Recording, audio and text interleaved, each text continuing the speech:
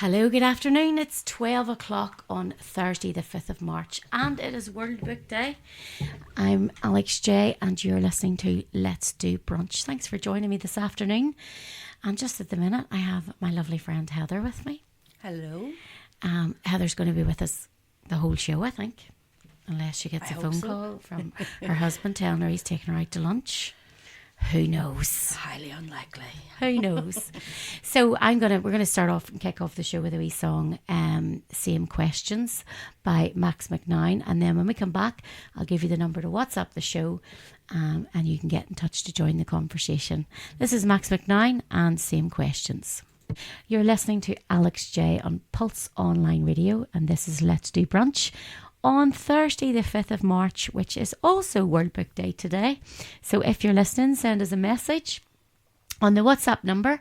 That's the best way to get me today, is 077 561 61456. That's 077 561 61456. And certainly join the conversation. Later on the show, not too long from now, we'll be joined by Hilary Copeland, who is the Director of Integrated Education in Northern Ireland. I think it's the Integrated Education Fund Ireland. Yes. And also Heather is in the studio. And now Heather's a good friend of mine, but also Heather is the great niece of the late Baroness Blood, who was a massive advocate and fundraiser for integrated education. Not only that, Baroness, I was reading Heather about her last night, and I've actually ordered her book. Yes. And it's called Watch My Lips, I'm Speaking. Mm-hmm. Or is it Watch My Lips, I'm Speaking, or Watch My Lips, I'm Talking? I think it's Watch My Lips, I'm Speaking. Yes. And she was some formidable woman. Oh, she was. She was some woman for one woman, I'll tell you. And the thing about it is, I read the synopsis of the book, and when I was reading it, I thought, I'm just going to order this for myself because she's so interesting. Yeah, it covers her whole life. And there's a lot of things in it that I didn't know. So I've read it once, I'm rereading it again. Just what she went through her whole life. What was really interesting me, she had two sisters. My grandmother, who was Ellie, and my other aunt, who was Elsie. And they didn't even know me the first 5 years of her life because they had been evacuated. So they spent... During the war? Yeah, they spent... And their two brothers, they were evacuated for the first 5 years of May's life. So May didn't know her siblings until she was 5 years old, and all of a sudden there was these four other people in the house that she didn't know. Incredible. So were they all sent off to different places? Yes. Well, my Aunt Elsie and my Granny Ellie were sent together. The two boys went somewhere else. Okay. And May was sent somewhere else then? May wasn't born yet. So right. Yes, of course. So when they were sent away, May wasn't born yet. And then they didn't come back until she was 5? Yeah. Oh my goodness. How weird would that have been? My goodness. So there was never that sort of sibling bond. I think in that generation, though, that is a thing that you hear quite regular from that generation. And sadly now, obviously, because of the years have gone on, they're becoming less and less people of that generation that can tell us these stories. Yes. I know my mother-in-law, they thought her father, they thought he was he was killed in the war. My goodness. And one day, this is like 2 years or something had passed, and one day she was out playing in the front, and a man came to the gate. She didn't recognise him, and she went in and said, "Mum, there's a man at the gate," and it was her own dad. He had been a prisoner of war, obviously. My goodness. So you don't really think, and it is because that generation now, that age and the age that they are, there's less and less people to tell that story. So it's great to actually go back and books that the likes of your Aunt May had written, the books, and read about them and learn, because I think today we lived in a privileged society. Oh, for and sure. Even though our generation, Heather, being the age we are, has come through, I hate the term in this country, the Troubles, because makes it sound like it was just a little skiffle, but even though what we went through, and my parents and your parents, even to that degree, a lot of that's being lost, and the stories of that are being lost. So true. I think it's really good for the children of this next generation and the generations that have just come, to be able to know and educate ourselves so that we can share these stories, because they're all, otherwise they're going to be lost. Well, it's where we all came from, you know, it should be shared. Yeah. My nanny used to tell some amazing stories about when she was evacuated. They were evacuated to a farm. Yes, a lot of children were. So they the country. Were sort of integrated into this family of an older woman and a farmer, and from day one they were put to work out in the fields, doing chores, cleaning out whatever they needed to clean. Well, that out. was it, because a lot of the younger men that would have, like a lot of even their families, younger men would have been sent off to war. Drafted, so that's why the women had really important roles during the war as well, and they became welders and engineers and all of those things, and things that normally would be seen not in today's age, because obviously we've got female mechanics and all now and all that there, but in those, because even I think even the late Queen Elizabeth, she trained as a mechanic. That's right. So when she did. When she served, yes. Yeah. So I think, you know, we're living now in quite a privileged society where we don't have to think about things like that. And the only thing we're thinking about is obviously equality in the workplace and the fact that women can do men's jobs. And I think, but for many years that has been proven, because the women very successfully did, inverted commas, men's jobs. So it's very interesting. So I look forward to when Hilary joins us a little bit later, chatting about your Aunt May and the integrated education. On another note, with it being World Book Day, you're a mummy and you have 2 grown-up children. And we were just saying about in our day, Heather, us being in our 50s, in our day we didn't have World Book Day, we didn't have dress up at school unless it was like a school disco or something. Yeah, or the end of term or whatever. Yeah, free dress day. I remember that being a dress up day and very exciting, but I don't remember there ever being book day. I remember doing it for my 2 when they were in primary school. Yeah. Dressing them And up. was there a particular thing that your kids like particularly? Because I know Catherine likes a certain genre of books and movies and stuff like that. Yeah. But was there certain things? Because my nephew, who's 6 today, has went to school dressed as a cowboy. Now, I don't know what book that might be from. Maybe there's a famous author cowboy we don't know about. It's just decided he's going, because you and I, Heather, are in a band called the Daisy Dukes, as well as the Diva Dolls, but we're in the Daisy Dukes, and we've just launched this recently at the end of last year, and we're very busy. And he watches our videos and he loves loves coming to my dressing room and seeing all our costumes and things. So at Christmas time we bought him a cowboy hat, cowboy boots and a belt. So yes, he's away to school today dressed as a cowboy. Wonderful. I think Oliver, who's now 17, he'll kill me if he listens to this. I hope he doesn't listen, because we talk about him quite a lot. He, one year, you know David Williams? Yes. He wrote the book The Boy in the Dress. Oliver was always, he's quite a, now if we said to him, now you did this or did that, he just sort of shrugs it off. But back when he was younger and in primary school, you know, Oliver was quite an extrovert. He loved being on the stage, and he loved, like, he dressed up as, he was the pantomime dame in the school play Aladdin, you know, and he was fantastic, you know, and he went to school one year's World Book Day because he loved the David Williams series of books, and he went as the boy in the dress. I did take a hair out of him. I mean, he didn't.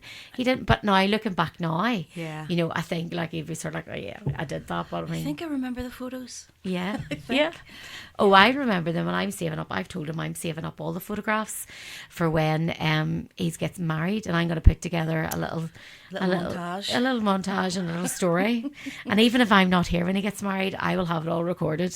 So that's what I'm starting to do. In the meantime, in between the set list today, I'm going to play some songs that will relate to literature or were based on literature. Now, if you're listening, the number is 077 561 61456. That's 077 561 61456. So you can join in the conversation, but also let me know if you can tell me which songs are related to which literature.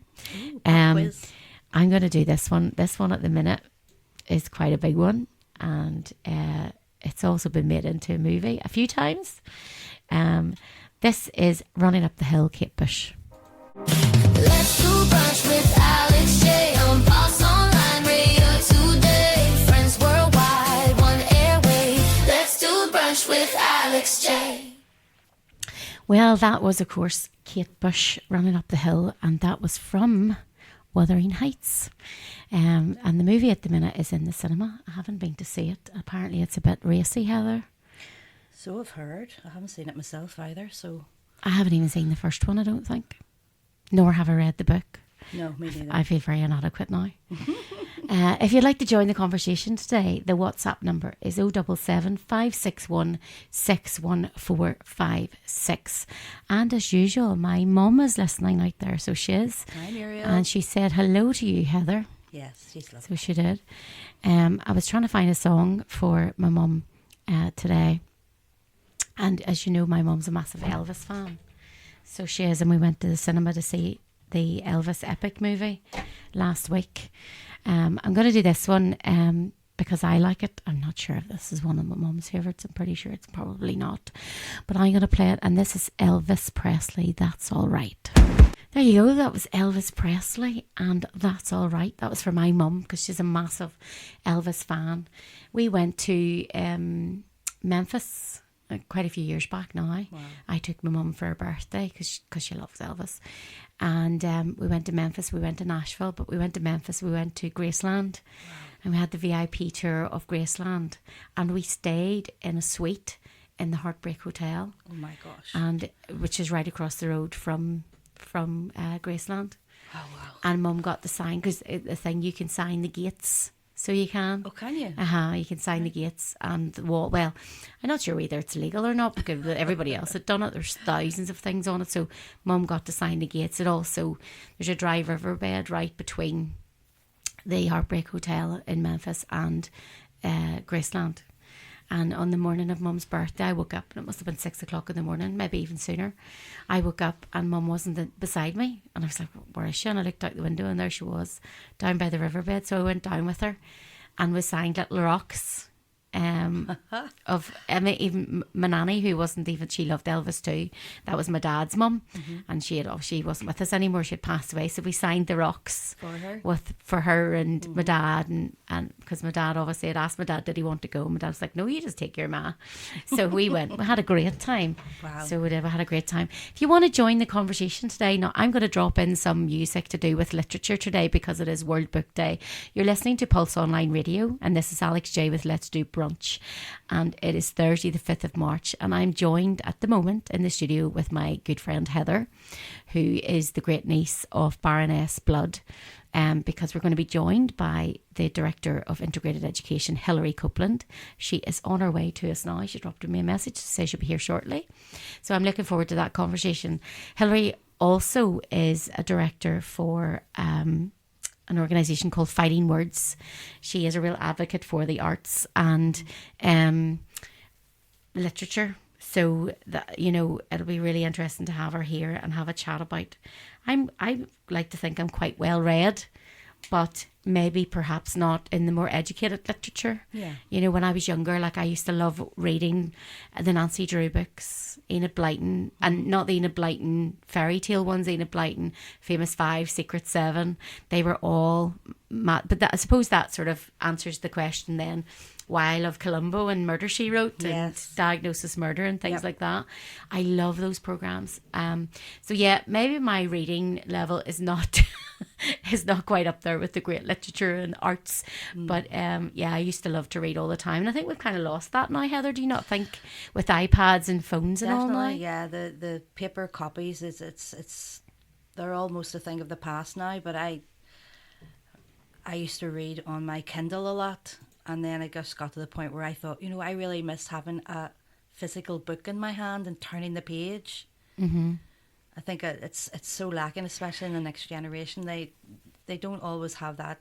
It's like a dinosaur now. It's a thing of days gone by. Yes. So I feel that the reading skills, Hilary will be able to talk about this, and this is probably why it's really important to keep the kids with paper books and actual physical books, because now on your iPad, which I am guilty of, and on my phone, my attention span isn't the same.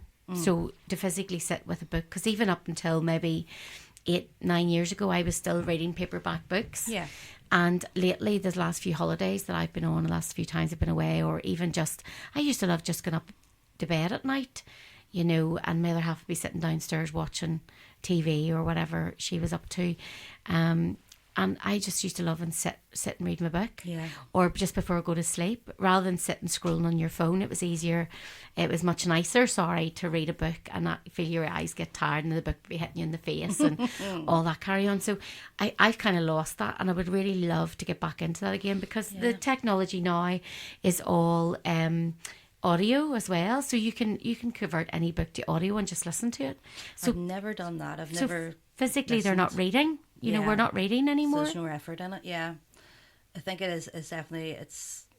There used to be a bookstore I loved to go to. Now you're talking quite a few years ago, and it used to be down in the arcade, just off Gresham Street.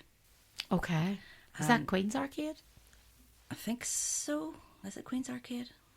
I know what you mean, because there's a record shop not in there. Yeah. So there used to be this wizened old man that used to own it, called David. I still remember his name for some reason.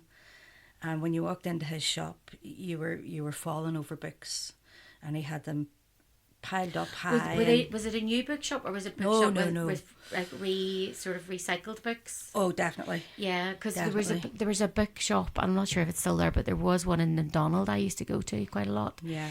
And I used to love getting in there, and you could actually bring your book in and swap it over. That's what I used to do. And maybe just pay a little extra, but you swapped your book over. Yeah. And it used to be like stepping back in time. Yeah. And I just remember going in, and it was so nostalgic, because the smell of the paper and the ink and the books just enveloped you, and it literally felt like stepping into another world. And I used to spend hours in that place, and I was maybe in my late teens, 20s, and it was the kind of store where he had so many books that it stopped using shelves. They were all full, so he just started piling them on the floor. Yeah. And they went from the floor to That the was the ceiling. same as a bookshop in Dundonald as well. Yeah. Yeah. I like I said, they're my my literature that I like to read. I mean, like I'm an avid fan, obviously, of like I'm even afraid to say this, but John Grisham. So that's not so bad. But then Jackie Collins novels. Like I love. Addicted. Do you like those as well? Oh my gosh. You know, us I was women so of a certain addicted. age. You know, I'm balking at the idea of going to see Wuthering Heights, because apparently it's quite risque. And I wouldn't go and see it with my mum. That's for sure, because I'd be sitting really, like, I remember a few years ago, my granny, who's not with us anymore, my mum's mum, we were actually talking about my granny last week and saying how quite pretty she was in a way. But my granny, I remember Karen and I going into, my wife and I going into my granny's house and us talking. We always used to talk about movies and television programs. And she said to me, "Are you watching the new Prisoner Cell Block H? What do you call that? Wentworth." So years ago I used to watch Prisoner Cell Block, you know, the shaky walls and stuff. Yes. And it was an Australian based soap I opera remember my gran watching it. about prison, female prison. And now we've got like Orange is the New Black and all. But they remade Wentworth. Right. And the new and I've watched it all. But I remember getting this day, my granny said, Did you watch the new Prisoner Cell Block H? It's called Wentworth. And Karen and I said, going, "Yeah, we love it." And she goes, "Oh yeah, it was amazing," she said. And then it slowly dawned on us that the very first scene in that, one of the very first scenes in the very first show, was of two females in a cell getting a bit hot and heavy. Ooh. And Karen and I, slowly the blood rushed up into our faces, and we were sitting with purple faces, like so embarrassed. So yeah, so my reading level probably wouldn't be of any sort of, like, you wouldn't say it was the arts, you know. Me neither. I like. I used to be a Mills and Boons fanatic. Oh, did you? Oh, absolutely. Romance. What did you call her? Barbara Cartland? Was it her? Was it Barbara Cartland? I think so, yeah. Was it? Yeah, I used to be, for me, books was an escapism. So anything to get away from. But here, normal- Mills and Boons was a bit risky, wasn't it? Risque? It was more romantic, if you ask me. It wasn't. Not Jackie Collins kind of stuff, anyway. Oh, Jackie Collins can definitely do it, I'll Oh, tell gosh. you. She definitely can do it. She pushed the boundaries and then some. Oh, yeah, she did. But there are, I think there are a lot of books out there that I would really love to read. But again, I need to just get my head back into wanting to do that, because it's just, as I say, I sit down with the intention of reading and then my attention span wavers. Yeah. Because even now I find we can't even watch television programs or movies without sitting with our phones in our hands. Exactly, and it's the ultimate distraction, and it's all consuming. It really is all consuming, and it's we've nobody to blame but ourselves. I'm definitely guilty of it. Yeah. I'm going to play a wee song here. This is our thing, Heather. Oh. Aha, Take On Me. Oh, of course. And Morton Harkett, wasn't it? Saw them in concert way back in the day. Amazing. Did you see them live in concert? I did. Well, this is Take On Me, Aha. You're listening to Alex J on Let's Do Brunch, Thursday, the 5th of March, World Book Day. And if you want to get involved in the conversation, it's 077 561 61456. And that's a WhatsApp, so you can WhatsApp us. You can even send us a little voice note. I know my mum doesn't know how to do that, so I'm going to actually show her how to do it so she can send us a voice note the next week. So this is Aha, Take On Me. Welcome back. That was Take On Me. Aha. We were just saying Morton Harkett hasn't been very well recently. I don't know what's wrong with him, but I just saw on social media something to do with he was quite ill. I heard that he was thanking all his fans for well wishes and he is getting better. So whatever it was. I don't know what was wrong with him. You're listening to Alex J, Pulse Online Radio on Let's Do Brunch. I'm joined in the studio at the moment with my good friend Heather. Hello. We're just waiting on Hilary Copeland joining us from the Integrated Education Fund. And we're going to drop in some songs today to do with literature, as it is World Book Day, the 5th of March. And if you spot them, you can send us a message on 077 561 61456. And that's a WhatsApp message, 077 561 61456.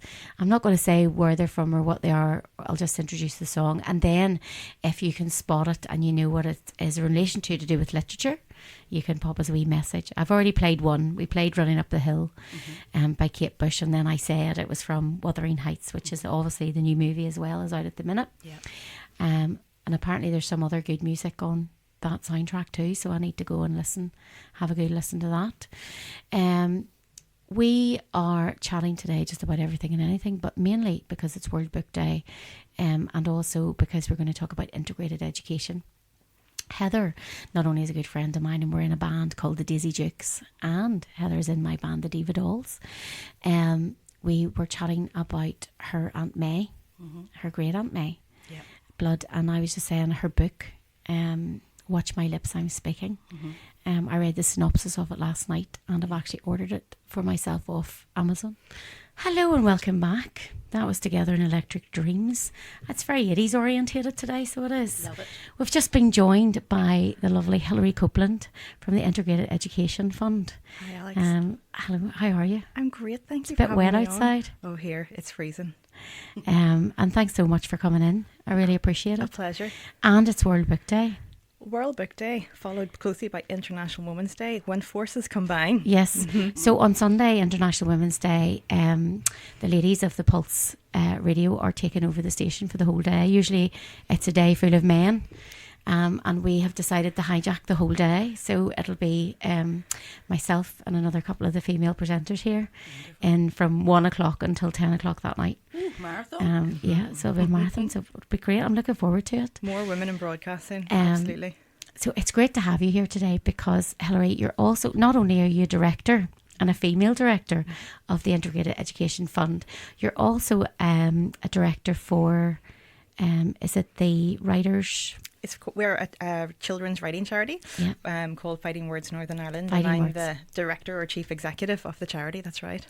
And this being World Book Day, that's really, really poignant, obviously. A brilliant and auspicious day to be on the radio, and really, really thrilled to be here and to talk about all things around education and women and the influence. And I know that we've a lovely connection with Baroness May Blood as well here today, and talk about influential women and what they can do for supporting and bringing other women and girls up along. And it's only doing this radio show when I launch this. This is my 5th show and we do it every week.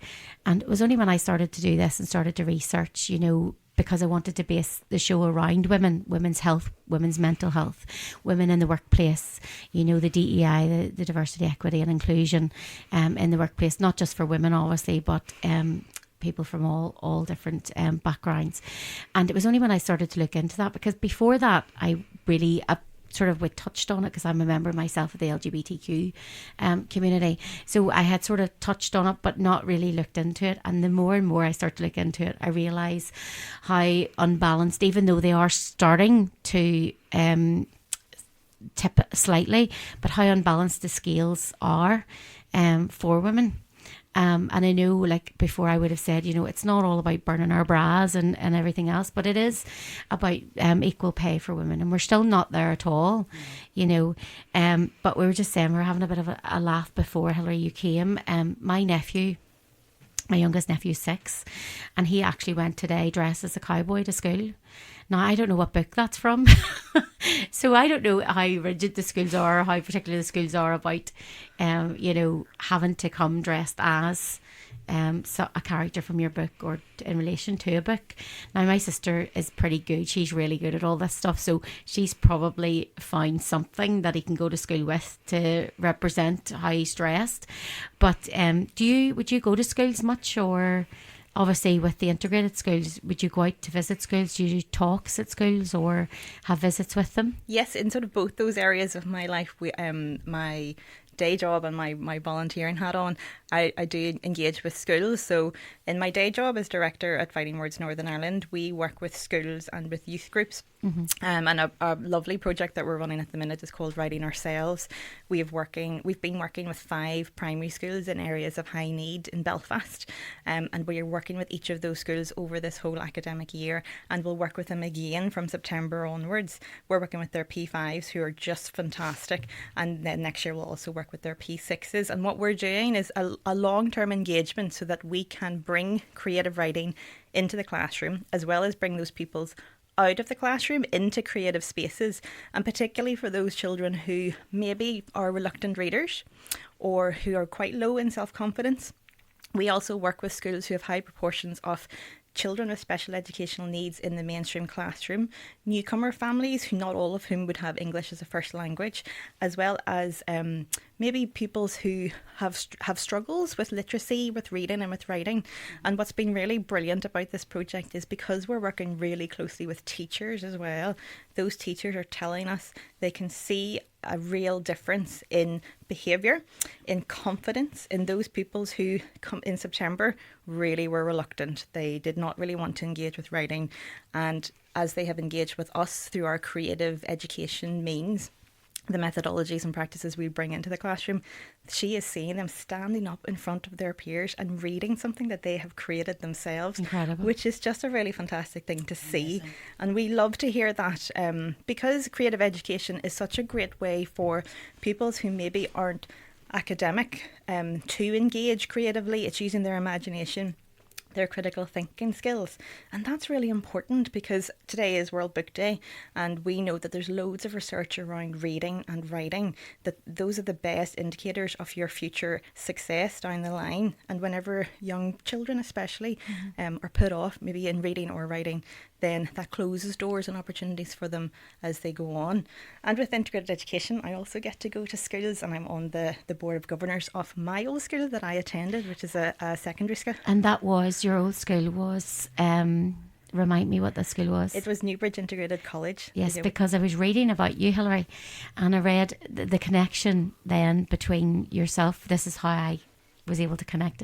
Obviously, I know Heather's great Aunt May and the connection she has with the integrated and the fundraising for integrated, and she was a great advocate for it, for integrated education. But I actually came across a speech that you give in 2015 for the House of Lords dinner. That's right. And you addressed Baroness Blood in your speech, and you said Baroness Blood and obviously the guest, but then I read the speech, and it sort of said as a past pupil and everything else. And it was very interesting to see, because obviously you've come from integrated education background, and to see then that you're advocating for it. You know, I think as 76 schools as of last year are integrated schools. And I read about how how an integrated school can come about. So it's actually propelled by the parents of the school as opposed to a politician, and they put in a petition, is it some kind of petition to the school board? Yeah, it's a really incredible parent-led movement, and integrated education in Northern Ireland has been around for just over 40 years. So those first integrated schools, the pioneers, where there was just nothing like that Well, existed. Lygon College in 1981, wasn't it? Lygon College was the very first. Yeah. And the parents who set those at first schools up were putting their houses up to the bank as financial guarantee to get these schools off the ground. I mean, the risks and the bravery and the courage. And one of the things that I know was taught, we talked a little bit about it in integrated education around the anniversary of the Good Friday Agreement a few years ago. Yes. It was women who really were the unspoken heroes of peace building in this country. Yeah. Baroness May Blood is one. I was such an honour to get to meet her, and a real privilege to be at the House of Lords dinner that she would have hosted for the Integrated Education Fund on an annual basis, because she knew how important that was. But peace building happened around kitchen tables and on doorsteps and in living rooms with loads of women who really made such a difference, and they were not the women who we saw on the TV back in 1998 or who we continue to sort of see celebrated with, statues and awards and prizes named after them. But it was women who made that happen. And it was the Women's Coalition in 1998 who put integrated education into the Good Friday Agreement. They knew that education would be the big game changer when we talk about bringing people from different backgrounds together. That also brings us to Baroness Blood as well, who was the founder of the Women's Coalition in Northern Ireland. She was one of them, yeah. And that's the thing that really struck me was that even though Baroness Blood was she was an MBE, I always remember the British Empire, but also and she was in the House of Lords. She was the first peeress, was it, Heather? Yeah. The first peeress to be given that honour. Yeah. And the thing about it is that she didn't, even though she was born in the Donegal Road, lived on the Shankill. Yeah. And even though she really was a real advocate for the people of the Shankill, she equally was a real advocate for the people of the Falls Road and those areas. And that's really what was the thing about it. And we were saying about she really was a formidable character. And anytime I'd ever seen her on the television, you were sort of like one of those ladies you go, all right, you definitely wouldn't want to cross her, or you wouldn't want to get in the crosshairs. You want to listen to what she's saying. And I mean, the fact that her book's called Watch My Lips, I'm Speaking, just tells you everything you need to know. But the fact that she was so formidable. Yeah. The other side of it as well, when you see and you actually know about the work that she did, and what she has accomplished, not only was she formidable, but there was a massive heart in there and a massive heart for people. Because she started out, wasn't it, a trade union representative for the mill? Was it for the mills? Blackstaff Mill, yeah. So she started there and she became part of the union, and then she became the union representative, first female union representative, and then went from there. So Hilary, are those types of women the types of women that you would look to for direction and also for like a guideline or to set a bar? Are those the types of women in your life? Because obviously what you're doing as well is quite a big thing. And the fact that, you're a female director, not only being female, but also director of the integrated education and a director or chief executive, is it? Yeah. My job title is director at Fighting Words, Northern Ireland, but sometimes that can mean lots of different things. And I'm also a director at the Integrated Education Fund, which means I'm on the board of trustees, which is a voluntary role, whereas my other director job is my paid job. Yeah. So sometimes the same titles mean different things. Yes, okay. That's what I was just wanting to clarify, the different titles. And there's more than just you as a director of the integrated education, obviously. But the thing we were talking about there was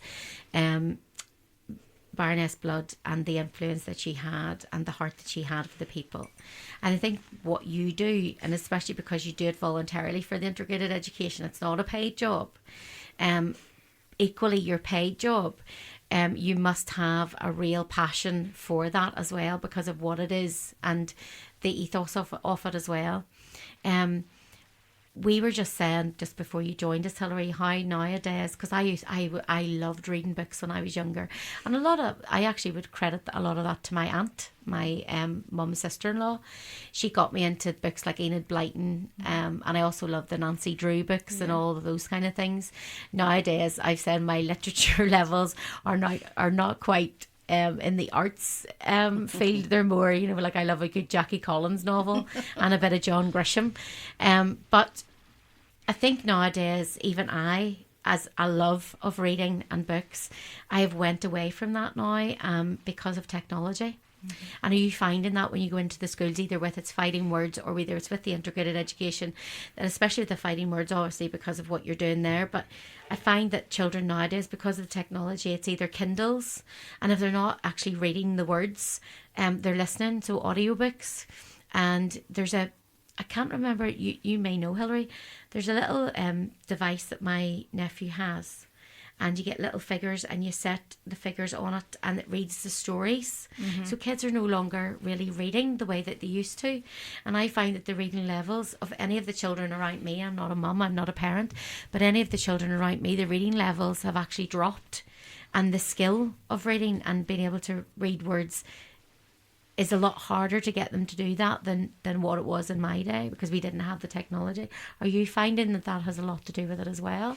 Well, I think one thing, I feel the same. I feel like my attention has certainly much more gone to social media, to reading on my phone, than I would have done without a phone. And I am really trying hard to keep tabs on that. So to look at how long I'm spending and put those little counters up on my phone to see, because screens can be great. They can be a brilliant avenue to accessing books. I mean, audiobooks are brilliant. If anybody has the Libby app, you can download that for free, and that gets you access to loads of audiobooks for free from Libraries NI. Okay. And from loads of libraries, and that's brilliant.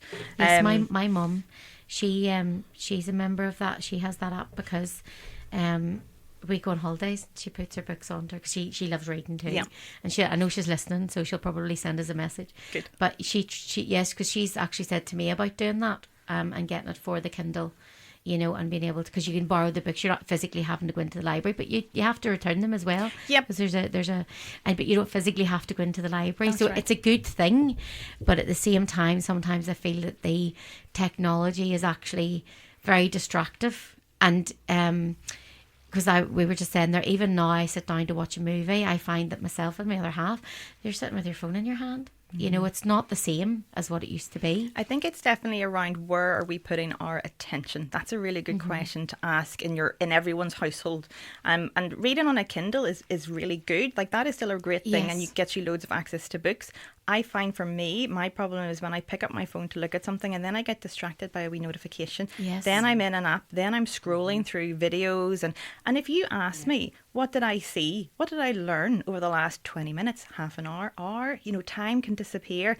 And I find it really difficult to recall anything useful. So there is something different that's happening with our brains, with what we're seeing in this very common short form video content that is online.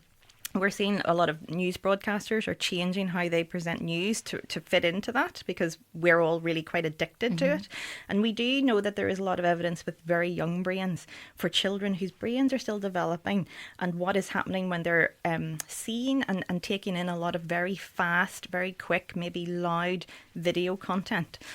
So I suppose when we think about screens, it's a bit like food. We know that there's some food that's not good for us, but is a really tasty treat. Yes. And that's okay. But if that's all we're eating all the time, then our health is going to plummet. And it's the same with looking at loads of really quick or very noisy YouTube videos, which is a really great and easy way for parents to look at maybe entertaining children. But that's not the only thing that they should be taking in. And actually, if we're looking at screens, there's alternatives. So always thinking about what's the better choice I can make. So some of those, if you're looking at cartoons or entertainment for children, quieter shows that are not as fast or noisy with loads of different screen cuts, those aren't as good for kids. But the quieter, more gentle shows that maybe last for 25 minutes rather than 5 or 8 or 10 minutes, they're much better. And I think that's the same whenever we're looking at reading. So mix up the entertainment by introducing reading into the mix, so that the only thing isn't just a screen. And I know that some people who maybe have an idea of themselves oh, I don't think I'm a reader, or I don't really know what to do, and I don't know what to recommend. There are so many places that would love, you can go, that people would love to recommend. So libraries are great. Libraries are one of the few places we have left as a society that you don't get charged to be in. You can spend as long as you are. I used to, as a teenager, I used to love going to the library. Yeah, me too. And I used to love sitting in the library and reading actually in the library. Yes, I do too. You know, and that's a great. Mix it up and sort of maybe an afternoon, a week after school, if people have children, bring them into the library, and that can be just another place to go. But I mean, just the same, going into a bookshop and sort of saying, can you recommend something for me or for my child? And I think it's okay. You mentioned as well, Alex, if you're reading John Grisham, that's great. One of the biggest factors for increasing love of reading is reading something that you love, that you have chosen. Yeah. And that is the evidence that we also see with children. They might not be that engaged in reading if they're forced to read something that they don't really like. Or they're not interested in. Yeah. But finding out what their passions are, what are the kind of things they love. Do they like spies? Do they like fairies? Do they like magic? There's lots of different options with books. And if they feel that they can choose a book, that's how I felt when I went into a library as a child. Picking up something that I chose for myself was the key. And I think it is also the responsibility of looking after the book and having to take it back. I think there's a bit of that lost as well, because years ago, you had to look after the book and turn it back, take it back in the condition that you got it in. You had to take it back within the time, look after so you didn't lose it, because you'd be fined by the library. I think actually when I was in my late 20s, I went to the library to join the library where I'd moved to, and they told me that I'd had a book from like 1987 or something, because when the libraries changed from the manual, it was manual, then they started to put things all on the computer. A lot of us who had held on to books, one way or the other, they'd held on to books, we started getting letters to say, could you return the book or pay the fine? And some of the fines were quite high. Do you know that library fines have been abolished? No fines anymore? No fines anymore. So your local librarian will be a really great sort of guide if you're a bit wary about maybe going back where it's been a long time and you're not sure about what it'll be like. Libraries have really changed, and so fines, don't worry about that anymore. There's no more fines. And a lot of library branches also have a late night offering where you just sign up to do a very quick online sort of intro into using the library after hours, and then you can go in on a Sunday up to 10 p.m. at night and check out your local library branch, because they will have information on how to do that. And it means that if you can't get in during your working hours, or because you've got other caring commitments, you can go in at a time that suits you. There's no excuse. Get back to the library, folks. Yeah, well, that is exactly it. And the thing about it is, I couldn't even tell you, because I've lived in Lisburn now almost 15 years, and I couldn't even tell you where the library is in Lisburn, and that's a real sin and a shame. It's a nice library. I like Lisburn Library. Lovely library. I'll find out where it is off you in a second. Yeah. I think I passed it in the way. You did, yeah. You would have driven past. Did you It's a beautiful see? big building. Oh, there you go. I didn't Down even know the where it road. was. And I live here. So this is the Beatles paperback round. Let's do brunch with Alex. Welcome back to Let's Do Brunch with Alex J on Pulse Online Radio. It's Thursday the 5th of March and it is World Book Day. Now you can join the conversation. Thank you so much. I can see some messages here. I'll read them now. You can join the conversation by WhatsApping the studio on 077 561 61456. That's 077 561 61456. Now I'm just going to say it because you've heard Heather just saying there she didn't realise how hungry she was for the first time today, and I do apologise to previous guests of the last 4 shows, but I did make a sandwiches today, so we're having a wee sandwich and a cup of tea, just because it is a long day when you're here for the full duration of the show. So joining me here is my friend Heather, my good friend Heather, who also is here today because she is the great niece of the late Baroness Blood, who was an advocate for integrated education. And alongside her then today, I'm very honoured to have the lovely Hilary Copeland from Integrated Education. You're a director on the board there, but also you're just explaining to us that you also are the chief executive director of Fighting Words, which is a children's, is it a charity? We are, yes, we're a children's writing charity. We work in arts and education. Yes, and you've got a programme in several schools at the moment that you're doing with Ep.5 age children, That's right, yeah. which is really interesting because I wanted to ask you about that program. So when you're doing that with the children, is it like a writing course kind of thing where you guide them and steer them to write their own stories, or is it to do with reading? Or Well, one of the ways that this project came about, which is called Writing Ourselves, it's a 3-year project and it's with 5 primary schools across Belfast, is that we had historically done a lot of work with a whole range of schools from all across Northern Ireland. Fighting Words Northern Ireland was set up by the novelist Roddy Doyle. I don't know if anyone has heard of Roddy Doyle. He wrote The Commitments. Some people maybe have seen the film. oh yes, And he set up a writing centre for children in Dublin like 15 or 16 years ago. And he saw a gap in education in the classroom, in the formal school system, which was he was looking for creativity. You know, he's a really respected and renowned Irish writer. Mm-hmm. But he was saying, where are young people going to get that opportunity to explore their imagination and write creatively when they're so pushed with exams and academic achievement and attainment, and teachers are really under pressure as well. So he set up a writing centre with offering free creative writing workshops for schools all across the 26 counties. And then in 2015, Fighting Words NI was set up, and we are a separate charity, but we offer workshops with schools and with youth groups all across Northern Ireland. And we, for a long time, worked with lots of schools on a one-off basis. So we would offer a 2-hour writing experience. And then we would talk to teachers and find out a bit about what they need.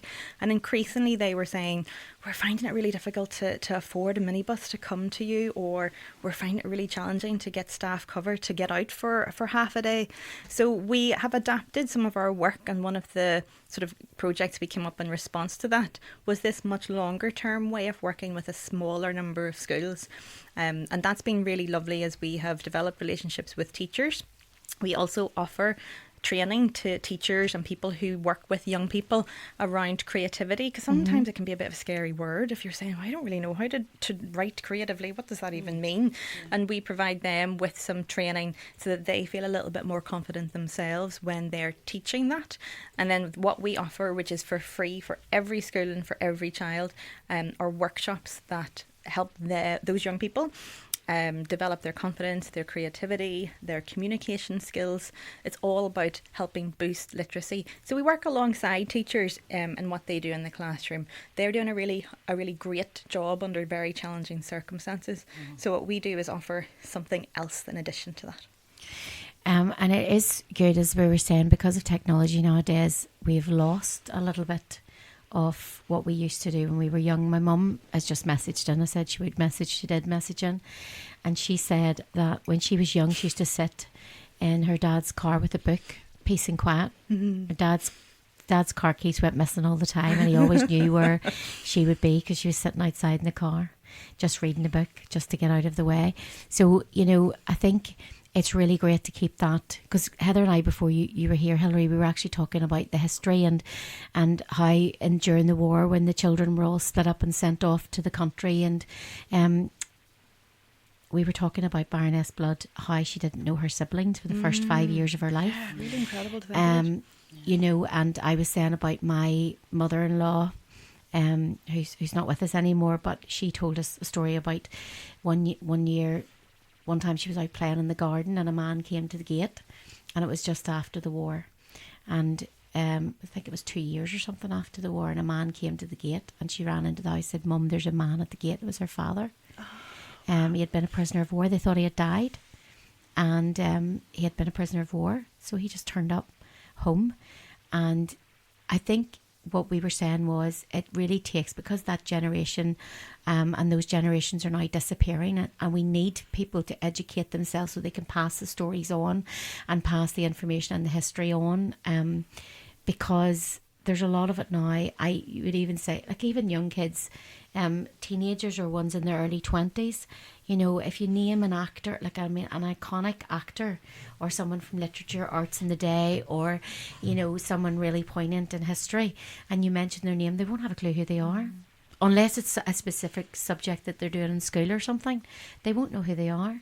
Whereas when I was younger, your parents, your grandparents, your aunts and uncles, the conversation was had you know, because I wasn't away sitting on my computer or sitting on my phone, not paying attention to the conversation that was going on. If there was a conversation with adults in the room and I happened to be there, I was listening to the conversation. There was nothing else for me to do.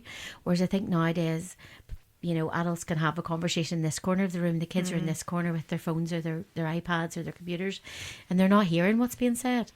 You know, so I think that's a lot of where a lot of my information came from, and a lot of the history that I know about my family and about back in the day and during the war, it all comes from conversation that was had. And I think that's what we're missing.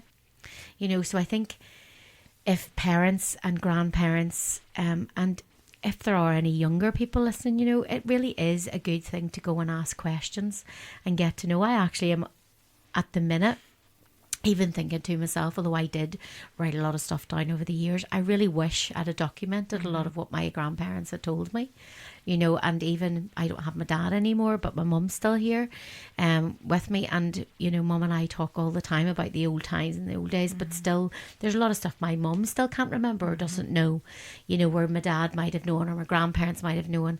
And I kind of wish in some way we had documented a lot of what we were being told. And I know recently my mum and her brother, because there's only the two of them, went into their family, you know, the family tree, and learning even just about that and about, you know, finding out who did what, and, you know, knowing that your great grandfather was in the war, your great uncle was in this war or that war, went to do this, or was this as a trade or an occupation, which you never would have known. So I think it's really vitally important that we keep these things alive, and reading is absolutely at the very top of the list. You know, I find that the younger ones nowadays, and I don't know, Hilary, but I do find that the skill of reading has definitely dropped in terms of recognising. Now the schools are doing a great job, but I do feel that when the kids go home, you know, and especially at the minute in the climate that we're in, parents have to go to work. They have to keep their head down, earn money for the home, and maybe it's not as popular. It's not as what it used to be. Like it used to be, the mum used to be always at home, and so when you came home with your homework, she sat down with you. And, you know, parents now, like my sister, she has 3 children, and her youngest one, although she does do it, but not as often as what she would have done with her other 2 children, or what my parents would have done with us, you know, doesn't sit down as long or be sort of managing what the children are doing, book-wise or literature-wise or anything like that academically, because they can't, you know, they have to go out to earn money. So I think it's vitally important, no matter what role you play in your family, to try and keep the younger ones involved, keep them involved in the conversation, and keep them sort of keeping a look on what they're doing, and encourage them, you know, to read books, encourage them even books that we maybe would have read. Heather bought me a set of Enid Blyton books, you know, the famous 5 and the Secret 7, because I love those, and those actually were because my aunt, when I was younger, my aunt really got me into those books, and she bought me them, so that I collected them all. And Heather recently bought me the entire collection, not last year, year before, as a gift. And, you know, I've actually kept those because I want to give those to my youngest nephew. And even if he, just because we've got a caravan, he would come and stay with us, even if it's just us sitting reading together, you know, I'm sort of looking forward to being able to do that. Now he comes at Easter, and I'm bringing the books down at Easter, and we'll start with the first one and we'll read them together. You know, do you find that possibly that is something that is lost at home now because it's not quite as popular as what used to be? I think it's such a brilliant point, Alex. One of the things that I think about in my childhood was, I suppose we would call it probably intergenerational reading, that we as children, I have 2 younger brothers, we would have had access to lots of different kinds of reading material. So one example is my mum would have, this is such a long time ago because we're talking like the late 90s, early 2000s, which is a different era for lots of people probably listening. But my mum would have volunteered to help recycle newspapers from her local newsagents, a tiny little rural shop. So whenever we would be picked up from school in the car, Mum would have a stack of the previous day's newspapers. So my brother and I, on the way home from school, and often when we would get home from school, would read through loads of different papers. And we didn't know at the time, but we were reading the same, story that was the headline news from lots of different papers, and each news media outlet would have a different way of presenting the same story. So we secretly, sort of unbeknownst to us, were being taught critical thinking and media literacy. Because my brother and I would pick up a tabloid. Back in the day, you would have the News of the World or the Sun, and we would see a story there that would sound really different from the same story that could be in the Irish News or the Belfast Telegraph or the newsletter. And so we accidentally had access to a whole range of different media material and could say, well, why are they talking about that here? And the language used, and it was really, I think back now, what a great opportunity. But I don't know if something like that kind of happens now. But when I think about, well, maybe if there's a young person or an adult at home who's only ever reading news from one news site, or maybe only ever from Facebook, you don't get that critical perspective that allows you to ask the question of, do I really believe that? Do I think that that's right? Well, that's the other thing as well, because of social media now, literally everything that you see is just believed. And my biggest thing, steering off that, but there's so much, to quote a famous person who you probably don't like, but fake news of things that and how the story is told is completely, I don't, many times I open my phone to read that some famous person has died and they're not dead at all. Or just, especially nowadays with the AI stuff, AI scary. stories, so Scary. you see a video and you're like, oh my goodness, and actually then the very, very bottom, some don't, but a lot of them at the very, very bottom, if you look very closely, which you normally don't, but it's created by AI. It's not even an actual, and it looks so real.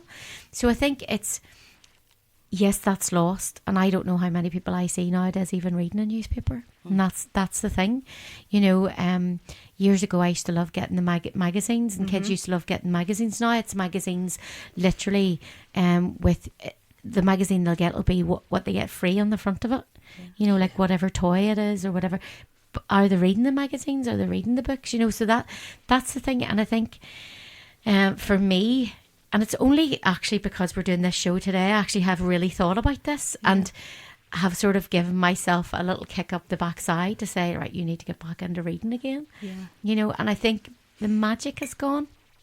The magic of reading a book and the imagination that a book brings to a child or anyone of any age, I think a lot of that's lost. We've sort of lost it. It's sort of been flushed down the pan with because we're not doing it as much. And we have an opportunity to think, each of us can think a little bit about that.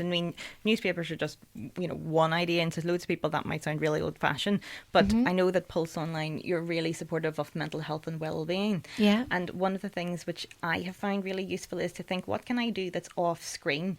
I have a quite intense day job. I'm on a laptop all day long. I love an opportunity like this to get out from behind it. And so then it's like that sort of saying, at night time I close the medium-sized screen and I put on the big screen, and then I look at my wee tiny screen. So I've been trying to think, what can I do to mix that up? So if you really like magazines, buy a magazine. Or if you really love puzzles, buy a puzzle book and keep it beside the bed. Or graphic novels and comics. All of this is great to read, and it's just doing something different to your brain, which is a great opportunity for you to rest your eyes from the screen and from some of that very wild information out there. It is about habit as well. It's habit forming, it's creating the habit, because we've got out of the habit and got into a habit of, is that your phone buzzing? Someone's phone's going. We've got out of the habit of doing it and gained bad habits. I'm not saying reading your phone or your iPad or your computer is a bad habit, but doing it as often as we do and sitting with it practically glued to us, I feel is a habit that we formed. So it's getting back into the old habit of lifting an actual physical paper book or magazine or newspaper. I used to love, even recently, if I'm at my caravan in the summertime, I love going down and getting the Sunday newspaper and sitting with a cup of coffee and actually physically reading the newspaper. But again, a lot of my information, a lot of things that I come across, a lot of news that I, and knowledge that I gain definitely comes from technology. And in one sense, it's a good thing, but in another sense, it really does make you question how you're managing and how you're juggling, you know, different things and multitasking and things like that. Because when we do come to sit down and actually do a physical thing, you know, the concentration span just isn't there. Yeah. I'm even saying at night time, I used to love reading a book at night. I loved the fact that, you know, when you knew when you were tired because the book was hitting you in the face. Now the phone's falling off the bed, or, you know, also because you're looking at a screen, your mind definitely is being kept active as opposed to starting to quieten down and shut down. Whereas with a book, because your eyes are getting tired and all the rest of it, where I find that the videos that we're watching, like if it's TikTok or Facebook or one of the social media ones, and what is it they call it, doom scrolling. You're just constantly, and it's nothing. You know, you know, it's two monkeys sitting on the edge of a cliff or something, or a seagull, you know, singing. Whilst that's funny, and I find that funny because that appeals to my sense of humour, at the same time, one, it's non-educational, and two, it's just keeping your mind so active that you're not actually able to shut down. So sleepless nights and not being able to sleep are another thing that technology hasn't helped, that we do need to get back to reading, definitely. I'm going to play this song. It is my in-laws, so Karen's parents, who are not with us anymore, but it's their 60th wedding anniversary today. Wow. And her father loved ABBA, and I was trying to find I do, but I can't find it. So this is Chiquitita, I think, Chiquitita. Yes, this is this song, and this is for Ronnie and Vera on their 60th wedding anniversary. And Karen, of course, who's listening in. Let's do a brunch with Alex J. And we are back. You're listening to Alex J on Let's Do Brunch Pulse Online Radio. It is 1:28 p.m. on Thursday, the 5th of March, which is also World Book Day. And in the studio, I have the lovely Heather Stranaghan, who's the great niece of Baroness Blood, the late Baroness Blood, and also the lovely Hilary Copeland, who is the director of Integrated Education, and also the director or chief executive of a charity called Fighting Words, and it is a charity for children to do with reading and writing. And we're just actually looking at a little book that you brought. Can you explain to us, Hilary, what the book is? Yeah, so I have here in the studio a publication that is full of stories and poems and illustrations from children and young people. This edition is called Write Up Your Street, write with a W, and it was inspired by young people responding to the question about, tell us about what your street is like, talk to us about where you live. And lots of the illustrations and lots of the writing in here is all set around Belfast and Greater Belfast. So we've got some poems and stories about the Big Fish, if anyone knows the Big Fish at the Lagan, Botanic Gardens, Cave Hill, the Cranes in East Belfast, Samson and Goliath. So there's loads of brilliant stories, and writing from these young people has taken loads of different formats. So we've got a graphic novel comic strip here, we've got a postcard, we've got some poems, we've got a really lovely poem from one of our Write Clubbers. So Write Club is our after schools workshop. It meets fortnightly, and it is for teenagers who are really passionate about their writing. It's a lovely support group for each other. It's called Write Club because the first rule of Write Club is that you do tell everybody about Write Club. And Kayla is one of our writers, and she wrote a poem with loads of brilliant Belfast slang in it. And anybody who has maybe, a bit like yourself, Alex, sort of ever lived away from home and known that you have to sort of change a little bit about how you speak to make other people understand you, will love this poem. And there's loads of brilliant stuff in it. A lot of the illustrations were submitted by our volunteers, and we have a brilliant volunteer network. In the last year we had just over 900 hours of volunteers, people who have given their time to the charity, and volunteering is really easy at Fighting Words Northern Ireland. Really, you don't need to know anything about writing. You don't have to be a teacher, or you don't have to be a writer. You just have to really love seeing and hearing young people come up with amazing imaginative ideas and just be a positive influence. And that's, I think, one of the biggest areas that we can all maybe be involved with when we're talking about supporting or promoting reading and writing. Being a positive influence. When our volunteers are in a workshop, they're sat at a table, and there's maybe loads of children at the table who might be thinking hard about what are they going to write about, and they're each sort of scratching their heads and thinking of a new idea. And just to have an adult there saying, tell me more about that. I really love X, Y, and Z that you have told me about or written about. It's positive affirmation, and that's a huge influence on young people and their confidence. In a workshop we just had last week, we had some lovely P5s come to us at the Seamus Heaney Centre, who's a partner that we work really closely with. And we had visiting for that workshop the Laureate na Nóg, which is the Irish Children's Laureate, sort of the representative of children's writing in Ireland. She was in town. She's called Patricia Ford, and she came to visit us last Thursday. And those young people got to hear from her, a writer who is professional and has made her living and a career out of this, and an illustrator called Paul Howard, he is based in Belfast and has illustrated some really beautiful picture books. And they were so enthralled because they're seeing those people as people like them. Each of the peoples in our workshops has written something that they can put their name to. And when we have a publication like this, they can see their name in print. I don't know if anyone has had their name in print. It's so exciting when you see it. It is, and that's what I was saying to you, Hilary. It's just the fact that the sense of achievement that must bring, and pride that must bring to them. So it's vitally important. And you can hear sirens probably going off in the studio here. But it's vitally important that they do feel that sense of achievement and to keep the creative juices flowing, as you say, and to give them encouragement. I wanted to ask you, Hilary, because we're talking about Heather's great Aunt May, the late Baroness Blood, and I just wanted to ask you, I know that your love and your passion for reading, how, where you said when you were younger you used to get the newspapers and take things from the newspapers, but also as you were going up through school, how did this develop then into what you're doing now? Where did you get the drive or the inclination to want to do what you're doing now?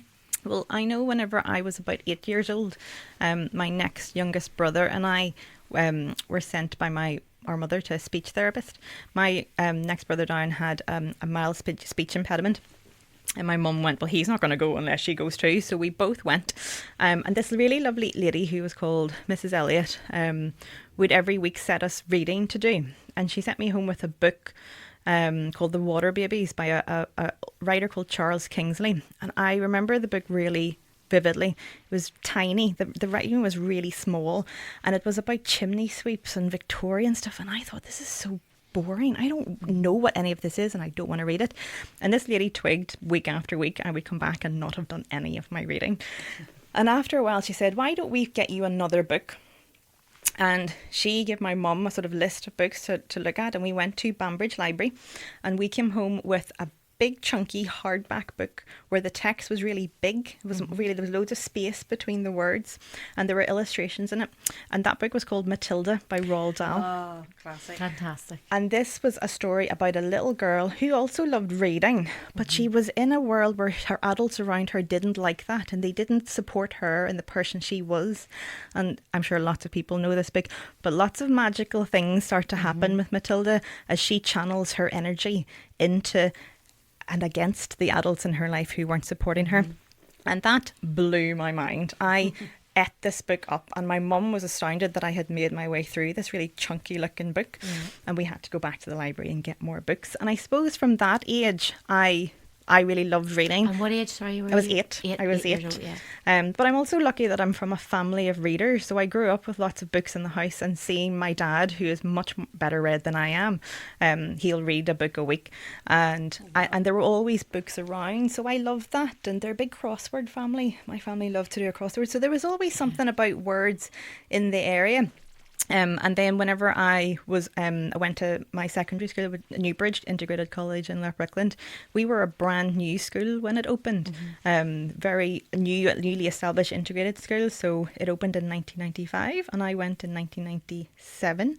We didn't have a library. We didn't have a school building. We didn't have corridors. We didn't have roofs. We had half a dozen mobiles and some gravel. And we sort of moved around from classroom to classroom. It's funny because I was just about to say to you, with it being a new school, was it all new technology and all the rest of it? But actually, it was a couple of mobiles. It was a couple of mobiles and they were pretty drafty. Yeah.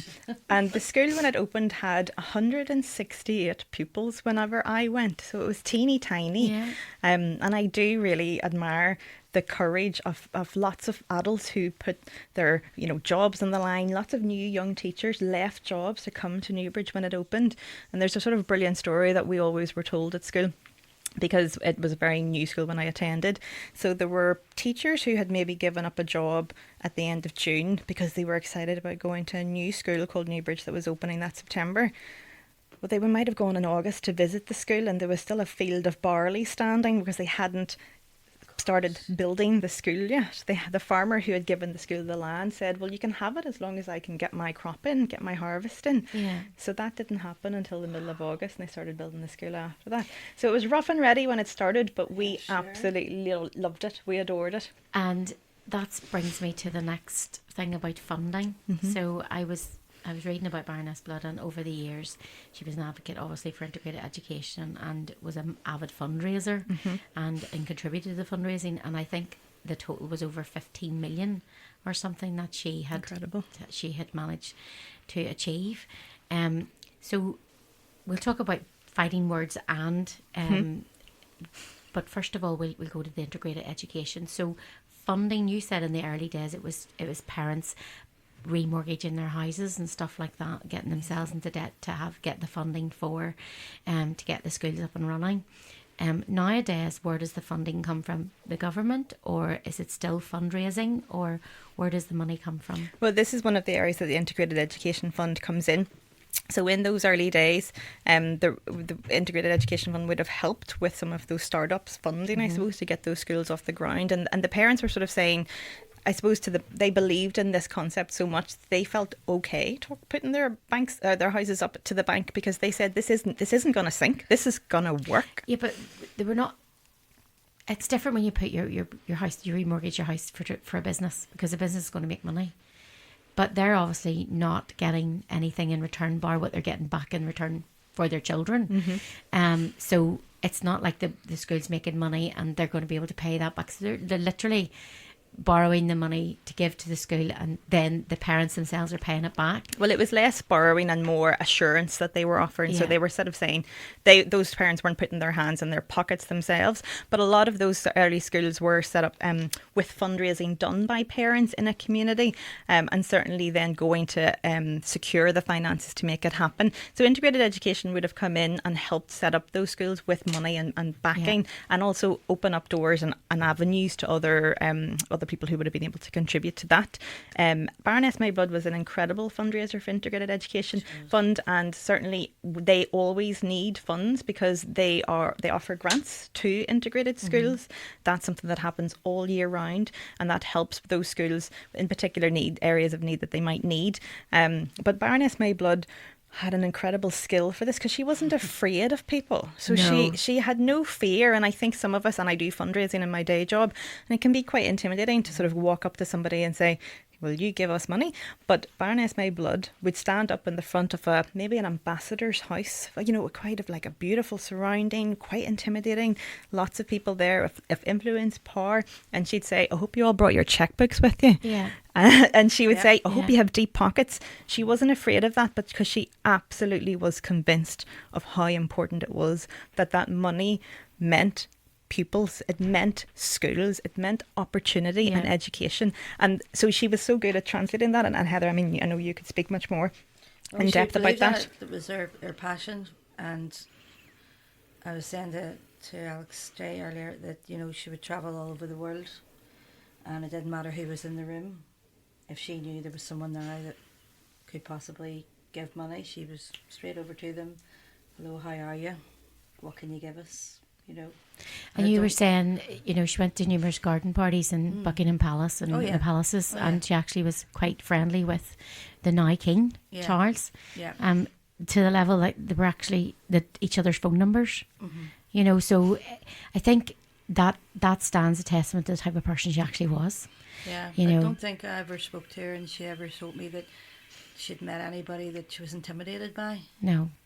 She just wasn't that kind of person. On the other flip of the coin, I suppose, she was very matter of fact. If she liked you, she liked you. If she didn't like you, you knew she didn't like you, and there was no back doors with her. That's just how she was. But I'm trying to think a reason why she wouldn't like you. If you, maybe with her, and because she was such a formidable person, even to look at her, because she was quite a stern. She had quite a stern look about her, Baroness Blood. But really, really deep down at the heart of it, when you actually look at all the work that she's done and what she did do, and from starting out from being in the Blackstaff Mill and going into the trade unionism sort of thing, and then, you know, but when you see the cross community work that she did, and the fact that she had a heart for both sides of the community, just tells you that she wasn't as stern as what she appeared to be. But No. I suppose that's what helped her as well. Yeah. Have the kahunas, if you want to call it that, to be just to say, you know, get your checkbook out, or you know, this is what we need. She was matter of fact, but to the point. Yeah. And so much work that she did, particularly in those sort of early days of garnering support and persuading people that, you know, really consider integrated education, this can make a big difference, and sort of, you know, move things forward. So now 42 years later, we have the Integrated Education Act went through Stormont in 2022. So that meant that the government had a legal obligation to help support, and they do, you know, to put money towards building schools and supporting schools, but it's still very much a sort of a parent-led and school-led movement. And I know that if there's a school out there that isn't integrated, it might be controlled or maintained, but they do feel that there is support within their parental community, their teaching community, then they can transform their school. So there's a whole process to go through, and it makes sure that it's consultative, that it brings lots of people's opinions on board. But there is an official process called Transform My School, and you can start that process with information that Integrated Education Fund provide on their website, and it's for anyone who's interested in it and says, you know what, we have a community that is mixed, or who would like to think more about how we can apply that ethos to their school. And it's not just, I mean, obviously the big thing, because we're in Northern Ireland, the biggest thing is the religion thing, you know, bringing Catholics and Protestants together, and that's simply because we're in Northern Ireland. But there are other elements to integrated education, and it's different diversities and different cultures, as well as just Catholic Protestant, you know, and that's what I was reading about. But also I was reading, and I just want to ask you about this. So if the parents, and as you said, there's a link there, you can do that. Parents can go on if they feel that they want to advocate for their school to be integrated, and there's a process to go. I think 20% of the parents of the pupils have to be like when you're doing a petition for Stormont, there has to be so many signatures on it. Isn't it 20% to qualify for it to be considered? It goes to the Education Authority, and then it goes to the board.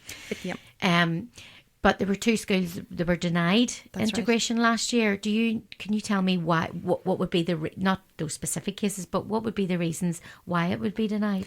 Yep. So the website for anyone who's interested is called Integrate My School, and that's where you can find out more information about the transformation process.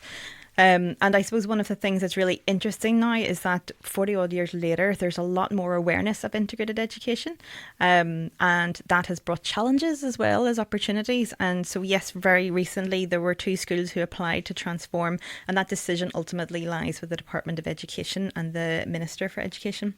The Minister for Education in those circumstances was of the opinion that there wasn't a big enough mix of particular Catholics who lived in that area, in that city, who would then make the intake of pupils to that school truly mixed. And I suppose one of the things that those of us in the integrated education movement know is that by setting up the school, you attract more of a more diverse intake. And I suppose also, like Jay, it is thinking about diversity. There are Protestants and Catholics, and the integrated schools sort of intake is based on that. But there's also about bringing in lots of other people who don't identify as either of those, or who might have a complex or layered sense of identity, and they might have mixed family members of different cultures, different religions, no religion or faith at all. And I think one of the things I personally feel about that approach to not approving the transformation of schools like that is it doesn't really give opportunity for that diversity to be considered, to think about opportunities for other people from different backgrounds, from Catholic and Protestant backgrounds too, to have the opportunity to attend a school like that, because it's shut down before it even gets legs to walk. Yep. My nephews I talk about my nephews all the time in this show, and I'm pretty glad that they don't listen because they're too young, and also they're boys. But my nephews all went to the same integrated school. They went to New Forge integrated school, and my eldest nephew, then he went on to Wellington. He's coming 18 this year. But I find with coming from a non-integrated school myself that I went to Nettlefield Primary School. And I suppose I was actually talking about this with the girl who cut my hair yesterday. We were just talking about, or not yesterday, before, we were talking about she's from the same area that I grew up in, and it was quite an impoverished area, although to look at it now you wouldn't think, but it is still quite an impoverished area. And so our thing was that our school just was what it was. It was just one religion. But not only that, there was no diversity really in it. I mean, I think when I was at school, and this is like, you're talking in the 70s here, you know, I was born in 1975, so I left primary school when it was 1980 or 81. But certainly in my primary school, I think we had 2 people of colour, you know, and it was quite a thing, you know, and I think that's the difference, you know, is educating the children, being made more aware of that our world is just not this tiny little island that we're on, you know, it's much more than that, and there are other things out there and other things to explore and other things.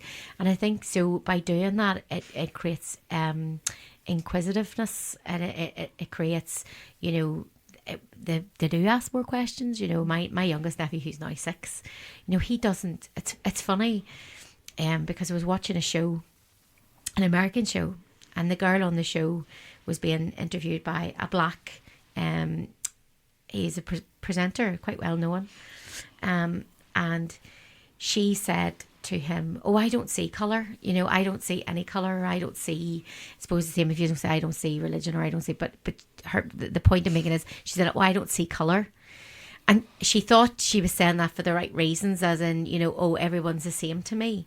But then to him, and his answer to that was, well, actually, that's the problem. Right. You need to see colour. We're kind of being. What's being pushed in our faces is the thing that, you know, everyone is the same, but we're actually not. So it's the education of recognizing that no, we're not the same, and it's not just the color of your skin. It's not just, you know, what religion you are. It's to do with, you know, like there's people on different spectrums now, and more so than ever when I was at school. I mean, when I was at school, if a child probably with ADHD or on the spectrum then was bad behaviour. Yeah. And, you know, in those days you got the slipper in my school, you know, for bad behaviour. If you tripped someone up in the playground, you got the slipper. You know, Mr. Ritchie wasn't too long in getting the slipper out and whacking you with it. You know, things have changed nowadays, and I think it's a good thing for integration, and just to know that there's more than just our little pocket here, that there's a whole world out there, and, you know, it's being brought to our doorstep whether you like it or not. It's happening, and it's happening because of circumstances that are, so I think it's really good to have that, and for the children to be more educated. I mean, my nephew now knows, you know, there's more than just his language, you know, and he'll come home and he'll say different things and different names, and, you know, even just simple things of different names. Because years ago, when you heard someone in our school have a different name, they were made fun of, you know, and it might have been just a simple, nowadays, a common name. But, you know, now the children are coming into school from different countries and different cultures, and their names are different, and they're being open to all of that, and as well as then the different languages. I'm just not 100% on what the funding, I know there was a bit of a funding crisis lately, or there is at the minute. What is the plan going forward for that with regards to the schools and being able to, there's 76 at the minute on record, you know, is every school, is the aim to have every school, or not to have every school integrated? And then what about the funding, and what is, as well, I wanted to ask you this, what is Vision 2030? Well, I think one of the things that's important to note is that every school in Northern Ireland is struggling with funding at the minute, and we really need shortage of STEM teachers, isn't there? We're seeing a shortage of teachers in particular areas. We're seeing pay rises every year that the Department of Education is then not coming through with funding in subsequent years to support. And we all really want our teaching staff to be paid appropriately. They're doing really, really increasingly challenging work. And every school, there's no school that isn't a good school or doesn't want to be a good school in Northern Ireland, no matter what their background is. And to be able to pay teachers appropriately is really important. And I think we really need to see Stormont get behind that, or it will be really challenging. We'll all be affected by that. How do we make them get behind it, if you so to speak? It's a really great question, Alexandra, but I do think it's something that we have public representatives who we have elected, so they have a duty to be accountable to us. So if we're not seeing what we need in our community, to contact your local MLA or your local councillor and say, this is what I'm seeing is really important and it's an area that needs to change. And I think every school is experiencing that challenge. With integrated schools, they are treated differently. A lot of them are grant maintained, which means they sit slightly outside of how other schools within the Education Authority operate. And they have to hold more risk because they have to sort of look after their own bank accounts, or they have to look after their own policies. And I think I have a lot of empathy for teachers who do incredible work, and I mentioned that I'm on the Board of Governors at Newbridge Integrated College School that I attended, and I think they do really incredible work. Not only do they do brilliant work in peace building, they a few years ago received the Evans Award for peace building. They're really top when it comes to bringing people together, and that ethos that is very, very clear, an integrated ethos is part of their day-to-day lives. But they're also brilliant educators, and they use very forward-thinking educational practices in the day-to-day life of the school. They think about restorative justice. They're thinking about young boys who we know often can fall off the cliff educationally whenever they move into teenage years, and particular methods to support them. So they do brilliant stuff, and I'm really proud of the work that they do at Newbridge. And sort of thinking about your point as well, Alex J, about why go to an integrated school, or why is it important that it's integrated? The ethos of difference is very much a part of the day-to-day life at an integrated school. And my personal experience when I went to an integrated school is difference in every respect is something that we can respect. We can find disagreement within, but we can hold that. We don't have to agree with each other all of the time because we come from different backgrounds. And sometimes I think that can be a myth about integrated schools, that it's some kind of factory to get us, indoctrination of getting us all to agree and think the same way. But it's not. It's about recognising, just as you pointed out, racial injustice does exist. Poverty does exist. Educational inequality exists. And in fact, in Northern Ireland, the attainment gap between those who are achieving the highest grades at GCSE and those who are not is one of the widest in Europe. It is huge. So we face a lot of challenges within education. Integrated schools are also all ability, and that I think is a really positive thing, to know that we can all be educated together from different backgrounds, different cultures, from different religions, from different communities, and with different abilities, and still achieve what each pupil a best ability has. I think that's something really I'm very proud of within the integrated education movement, and I really celebrate it. I think that's something that when I was at school, the teachers, as an adult now looking back, I'm just having a quick think about this, but as an adult now looking back, because when you're in school you don't really see that, you don't think of that because you're too engrossed in what your life is about. But looking back now, and I think, I had some great teachers in school, and I went to Knockbreda High School, and that was my choice to go there, and I was quite a high achiever in school. But I also love the arts. Obviously, what I'm doing now, is not what I trained to do. I'm doing this as a job. But the thing about it is that I was given the space and the opportunity and the encouragement to follow, because I loved music and I loved acting. And so we were encouraged to do that, but at the same time then academically we were encouraged with the academic side of it, and it wasn't like shoveled in, it was the care that was taken to actually gain and keep our interest in it. And I think that's a problem now that I look at with some of the schools. The teachers are under so much pressure. I know they always have been, because their workloads have always, they take work home. We never really realised that back in the day. All these things we were handing in, and we were just one class, and the teacher maybe had 8 classes in a day, more, and all the work that they have to take home. But I think the lack of good STEM teachers in school. Now, STEM, for anyone that doesn't know, is science, technology, engineering and mathematics. Sorry, my brain fog for my menopause is just, it's incredible. So STEM teachers, and those are the basic things. So science and maths are the things that we would know the most in the technology side of it. It is a lot to do with the pay, and a lot to do with working conditions, and a lot to do with how they're treated and recognised. And I think, like our nursing system and our care, our NHS, a lot of our, because we had in this country, and you'll know this, Hilary, better than me, but our levels for our exam rates and the results were always of a really high standard, and they have dropped quite a bit in recent times.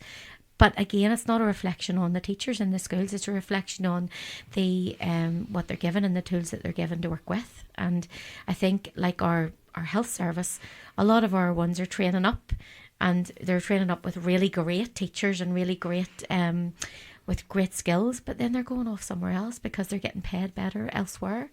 So I do think it's about time. Now, the reason why I'm saying this to you is because not next week, but the week after, I have the Mayor Amanda from Lisburn and Castlereagh Mayor in, and I know that she's an advocate for education, and she's very much is behind the education thing.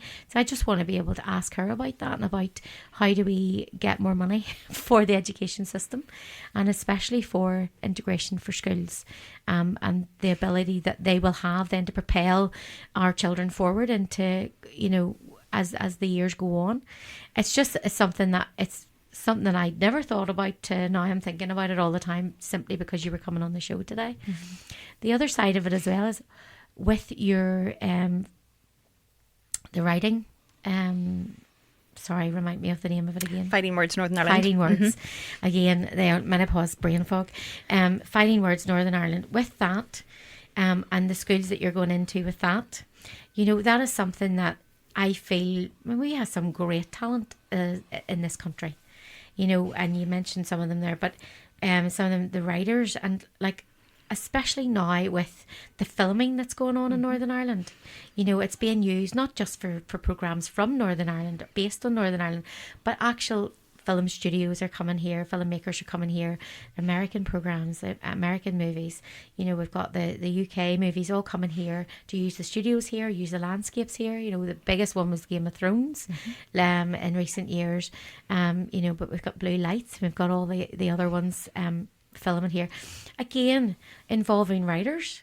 And so we have some great talent, and not only have we great poets, we've got great songwriters, and screenwriters now coming from Northern Ireland. So I just think that, from my personal opinion, that it's about time that the Stormont and our representatives stepped up to the mark and started to fulfil the things that they promised.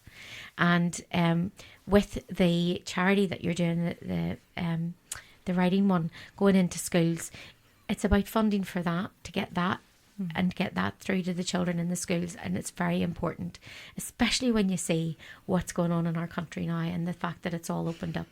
Now, I know recent times and recent days, especially recent days, what's happening out there in the bigger, wider world, it makes us all question what's going to be happening. I think it's vitally important now that we keep these things going and keep these things alive. More important than ever, because we need to ensure the future of what's happening within education and within. It's not just about getting up through school and leaving at the age of school leaving age and going joining, the army, or going and joining some, factory or something or other. We definitely need the academic side to pull through, and that means our young writers and the reading levels to improve. You are going to have a hard job throwing me out of this studio, Alex J, because these are all my favourite topics to talk about. So you'll have to shut me up probably. One of the things that I love is I have worked in the charity sector for almost all of my working life, nearly sort of 14 years professionally, working in what the sort of in the arts and around writers and supporting people to maybe take part in something or arts engagement that they hadn't previously. And I'm really lucky that I can call some of those amazing writers and people who work in the creative industries in Northern Ireland, friends and acquaintances and peers who I've met. We have some incredible writing talent that has come out of Northern Ireland and the north of Ireland. Jan Carson is a novelist and short story writer. Wendy Erskine has just been longlisted for the Women's Prize for Fiction this week. Michael McGee is a really talented writer from West Belfast who wrote a novel called Close to Home, and Channel 4 are currently filming in Belfast, making that into a new TV show. I know someone who's been cast into that. So I do, so yeah. And I love to hear about local talent as well, knowing that there are opportunities for our creatives, for our actors, for our directors, for our writers to get that support that they really deserve and nurture that talent. I love that at Fighting Words Northern Ireland, not every child we work with is going to be a professional writer, but we can provide the benefits that we know holistically are great for children in terms of writing, but that some of those young writers then have space and that we can signpost them to opportunities with people who are then working and making a living in this world. Blue Lights is one you mentioned. It's brilliant that 2 writers of Blue Lights are from Northern Ireland. So, and the production company is Louise Gallagher, is a TV producer, really brilliant woman who has created that show with them. So we're getting recognition and support. The executives are putting their money where their mouth is and getting more of those creatives into high profile opportunities, TV shows being made or commissioned. Lisa McGee, a brilliant advocate for writing and has long been a big supporter of us at Fighting Words Northern Ireland, and we really appreciate that too. Game of Thrones is an example where all of the production talent was from Northern Ireland, but not the writing talent. And I do know that is something we need to think about. The writers weren't supported in Northern Ireland. So when you're looking at supporting creativity and our Indigenous artists, we need to see support. And I would love to see Stormont back the arts, because if we want to keep this place, if we want this place to be a place that young people can see themselves in the TV shows that they're watching and in the books that they're reading and feel like this is something that they can do, then we need financial support to do that. It is very challenging to be, as I'm sure you all know, an independent artist in Northern Ireland. It is really challenging to sustain an arts organisation in this place. The funding is incredibly precarious. And a point that I know that Alex J, we talked briefly about it at the beginning, is we're looking at International Women's Day is coming up and looking at equality and equal pay. Well, all of the areas that we've discussed, teaching, working in the third sector or the charity sector, a huge proportion of those workers are women, and they, I know myself, with all the people who I call colleagues and peers in the sector, the contracts are precarious. The pay tends to be low. Very few benefits that we can offer to any of our staff. It's because the funding situation is so challenging. And I don't really want people to say, boo-hoo, bleeding hearts for artists. But I do want people to think about what do they appreciate in terms of the day-to-day that they experience that brings joy into their life. Whenever it was lockdown and we talked about us, thank goodness we have artists who have created TV shows and films and music that we all enjoy and listen to. This is the other thing that I'm very, very, very passionate about, because obviously my background and what Heather and I both do, we're both entertainers, and so obviously we are very interested in the arts, and we felt very alone during the lockdown because we went 2 years before we could actually get back to work.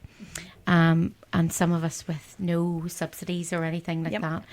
And the thing about it was, during the lockdown, I started a channel, a page called The Virtual Lounge. And what I did on that was I brought on, and it was a full-time job during the lockdown, which kept me really busy, kept my mind in a really good place.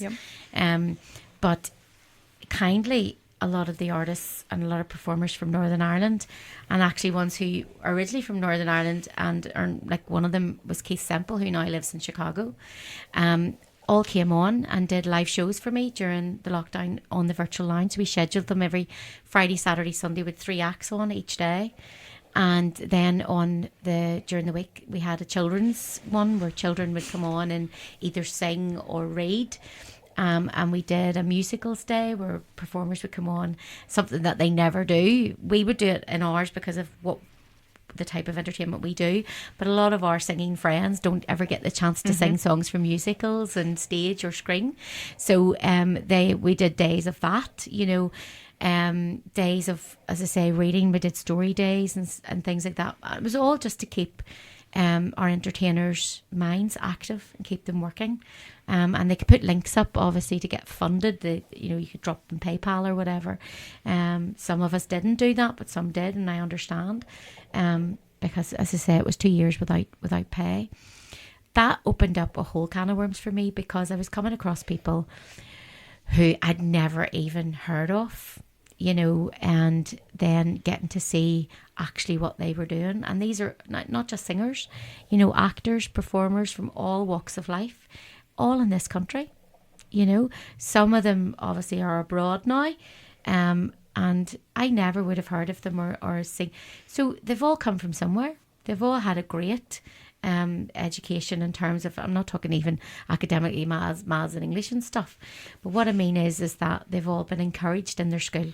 So either whatever their strength was or whatever their passion was at school, they've obviously been encouraged in some shape or form. So it is vitally important, I think, that the ministers get their act together and get some funding sorted for the schools to have decent teachers, and to help the decent teachers that are already there, and get more teachers and get more programs like Fighting Words, and get the children involved in things that are going to give them passion, keep them in this country, because that's what's wrong. They're training up, going out, and we're not benefiting from what we've put into them, and that's the sad thing, and we're missing out because of it. I'm going to play a song, give us all a bit of a breather. This one is also, remember, today is World Book Day, and I said to you all, if you want to message in, I'm playing songs throughout the day that have dotted in between the normal stuff. I'm playing some songs that are in connection with literature in some form or other. This is Katy Perry and Firework. Let's do brunch with Alex J. Yo, welcome back. I apologise for that version of Firework. I didn't realise it was a Mr. Grey and Nikki X remix. So it was the dance version of that. But sure, we're all here for an education today, as it is World Book Day, and we were just talking about funding for education and all of the things that are wrong, that need fixed. We have in the studio a good friend of mine, Heather Stranaghan, who is the great niece of the late Baroness May Blood. And we were talking about her because simply Baroness Blood was an advocate for integrated education and an avid fundraiser, and managed a huge amount of money in terms of fundraising over the years. I think it equates to 15 million, in excess of 15 million. Yeah, it was a lot more than that. And when the Baroness passed away, when your Aunt May passed away, Heather, there's just really just in your family, there's just your mum and you. Yeah. And you had to go to Queen's University. Yeah. So tell us about what happened after that. Wasn't it Paul that got in touch with you? He was May's PA, wasn't he? Paul Caskey was May's PA. Lovely man. Still. I think that's so funny, because Paul Caskey is now the chief executive of Integrated Education Fund, and I think he would call himself May's PA, because he and May worked so closely together. She looked at, she said all around the world. One time she looked at him like her son. They were that close, and for my Aunt May to say something that sweet was very unusual. And since met Paul loads of times, and he's been to my mum's house and all. Lovely guy. Couldn't say enough nice things about him. So when your Aunt May passed away, obviously you had all her affairs to deal with, but then she was given some recognition within the education system, and you had to go to Queen's University to attend. Yes, my mum and I were invited to Queen's University to attend a lovely lunch. It was very fancy. Well, I know I lent you some jewellery to go to it. Yes, you did indeed. Thank God for you. Yes, so we went, and they also have a beautiful portrait of my Aunt May in Queen's University. Mm-hmm. It's permanently there, and it was in the Great Hall. And my mum went up and accepted the posthumous award on my Aunt May's behalf from Hilary Clinton, and I had a quick wee word with herself, and it was a lovely afternoon, and there was so many women in that room that were unreal, and I mean, talk about feeling inadequate. You'd Hillary Clinton, you'd obviously my mum there on behalf of my Aunt May, and you'd all these different people. There was people from not just from here, but from different places like down south in England, and I think I even spoke to someone that was from Canada. Wow. So there was all these amazing women in one room, and it was lovely just to. Unfortunately, my mum and I didn't get to sit together for some reason. We were split up, and because my mum was accepting the award, she had to sit up at table number 1, and I was somewhere else. But then I always think in those situations sometimes, do you know, it reminds me of like when you go to a wedding and you're kind of placed at tables, and sometimes you're Very not much sitting so. with the people that you know. Yeah. But then it's opening up you to find new people and learn about new people, and forces you nearly into that situation where you're going out of your comfort zone. So it's actually quite, I sort of relish that, you know, if that happens to me. Yeah, it was one of the a lady was sitting beside me. She was from London, and she never actually told me what she did, but she was there just she had been invited, so she was from London, and the lady across from me, she was from here, and just as soon as the lunch ended, you were just allowed to mingle, and I was able to go and find my mum, and my mum was talking away to Arlene Foster, and Hilary Clinton was there, and I can't remember who else. There was somebody else, but I mean, one of my Aunt May's great friends was Mo Molam. They were very close. Another amazing woman. I always think my ideal dinner party guest list would be Mary Robinson, former Irish president, Baroness May Blood, and Mo Molam. Well, I have a funny little actually a fact, factual story. When she used to stay in Hillsborough, Hillsborough, you know, the castle. That's where she used to stay when she came over to Mo Molam. Mo Molam. The police would have people in position there, obviously looking after the grounds and whatever.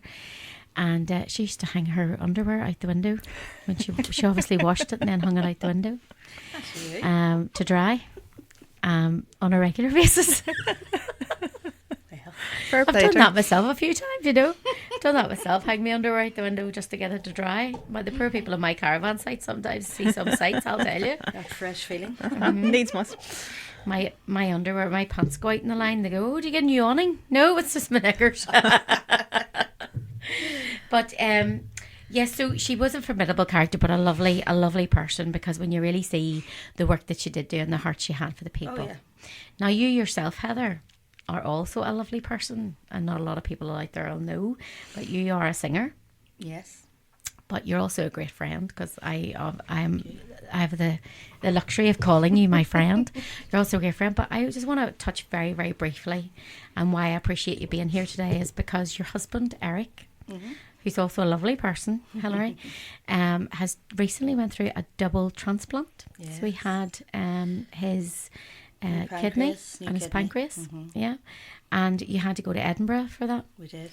And you had a couple of false starts for because you were on the waiting list. You had a couple of false he's starts. on the waiting list for 2 years and 3 months on dialysis for the last year. And then we got a call in October to fly over.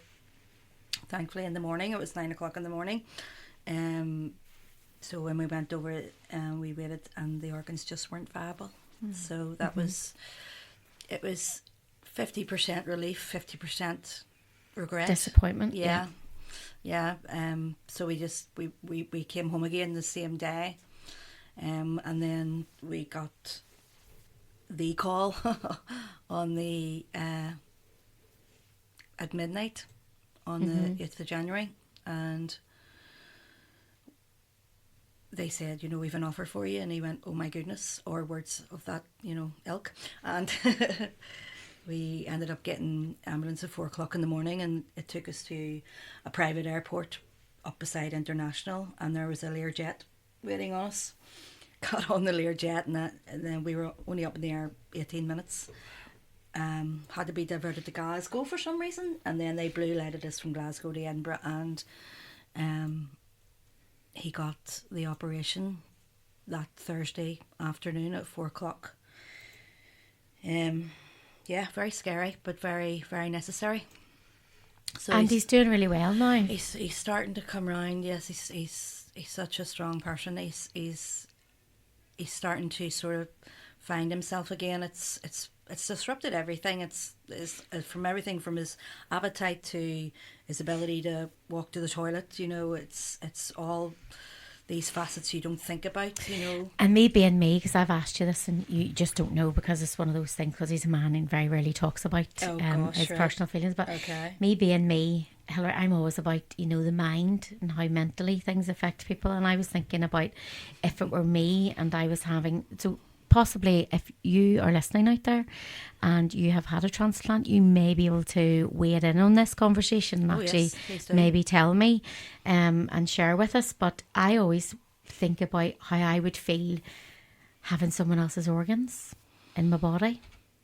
That's the type of thinker that I am. So I don't know if that would have an effect on your mental health, or is that something that you have to overcome thinking about that, or is it We've just talked about it. We've talked about it when we were at the hospital before we came home.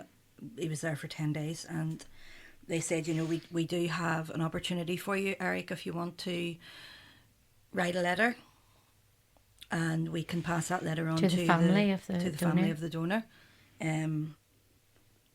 I think he's thought about it, and I think he's decided that he's not going to. Obviously, it's his choice. It's his decision.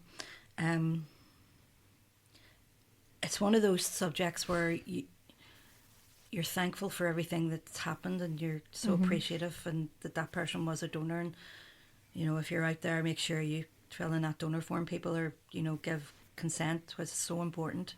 But also, I think now with driving license, isn't it? You have to opt out. Yeah, I think now, it's don't you? now, Is that just your driving license, or is that in general? I think that was something that was passed in Stormont a wee while ago. Yeah. That it's now an opt-out process. I years and years ago had opted into the organ donation register. I think with my Me too. Boots card. I mean, I think there were different avenues that you could do Yes. it, and I think it's mine great. was my driving license. I think on Yeah. the passport, something like that. Anyway. Yeah, it's definitely something that we've talked about.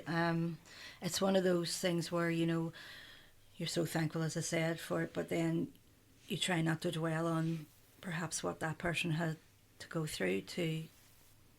I don't think know. you can allow yourself. You shouldn't allow your mind to go there. No.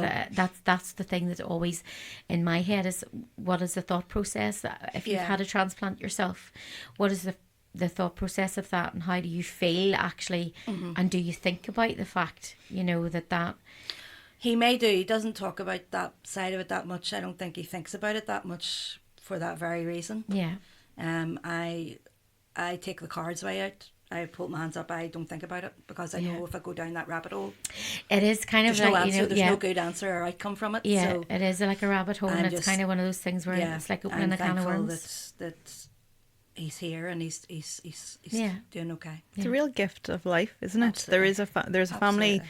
You know, anyone who's given donated organs, has family somewhere who, in their grief, can know that someone Yeah. somewhere is living a life because of their loved one. That's really That's incredible. the thing. And I said this to Heather a few weeks ago, you know, at the start, because you don't know what the outcome's going to be for Eric. You know, Nope. you didn't know how, Nope. because you're still within the rejection period at the minute, aren't you? Although he's doing really well. Not the 3 months is the big worrisome period. Now, it's not to say it'll never happen, but Yes. not the 3 months is the Is the point initial. yeah. So you can critical have time. rejection, infection, bleeding, all that Yeah. fun stuff. He's just hit month 2 yesterday. Yeah. So 8 weeks And yesterday. also the functioning percentage.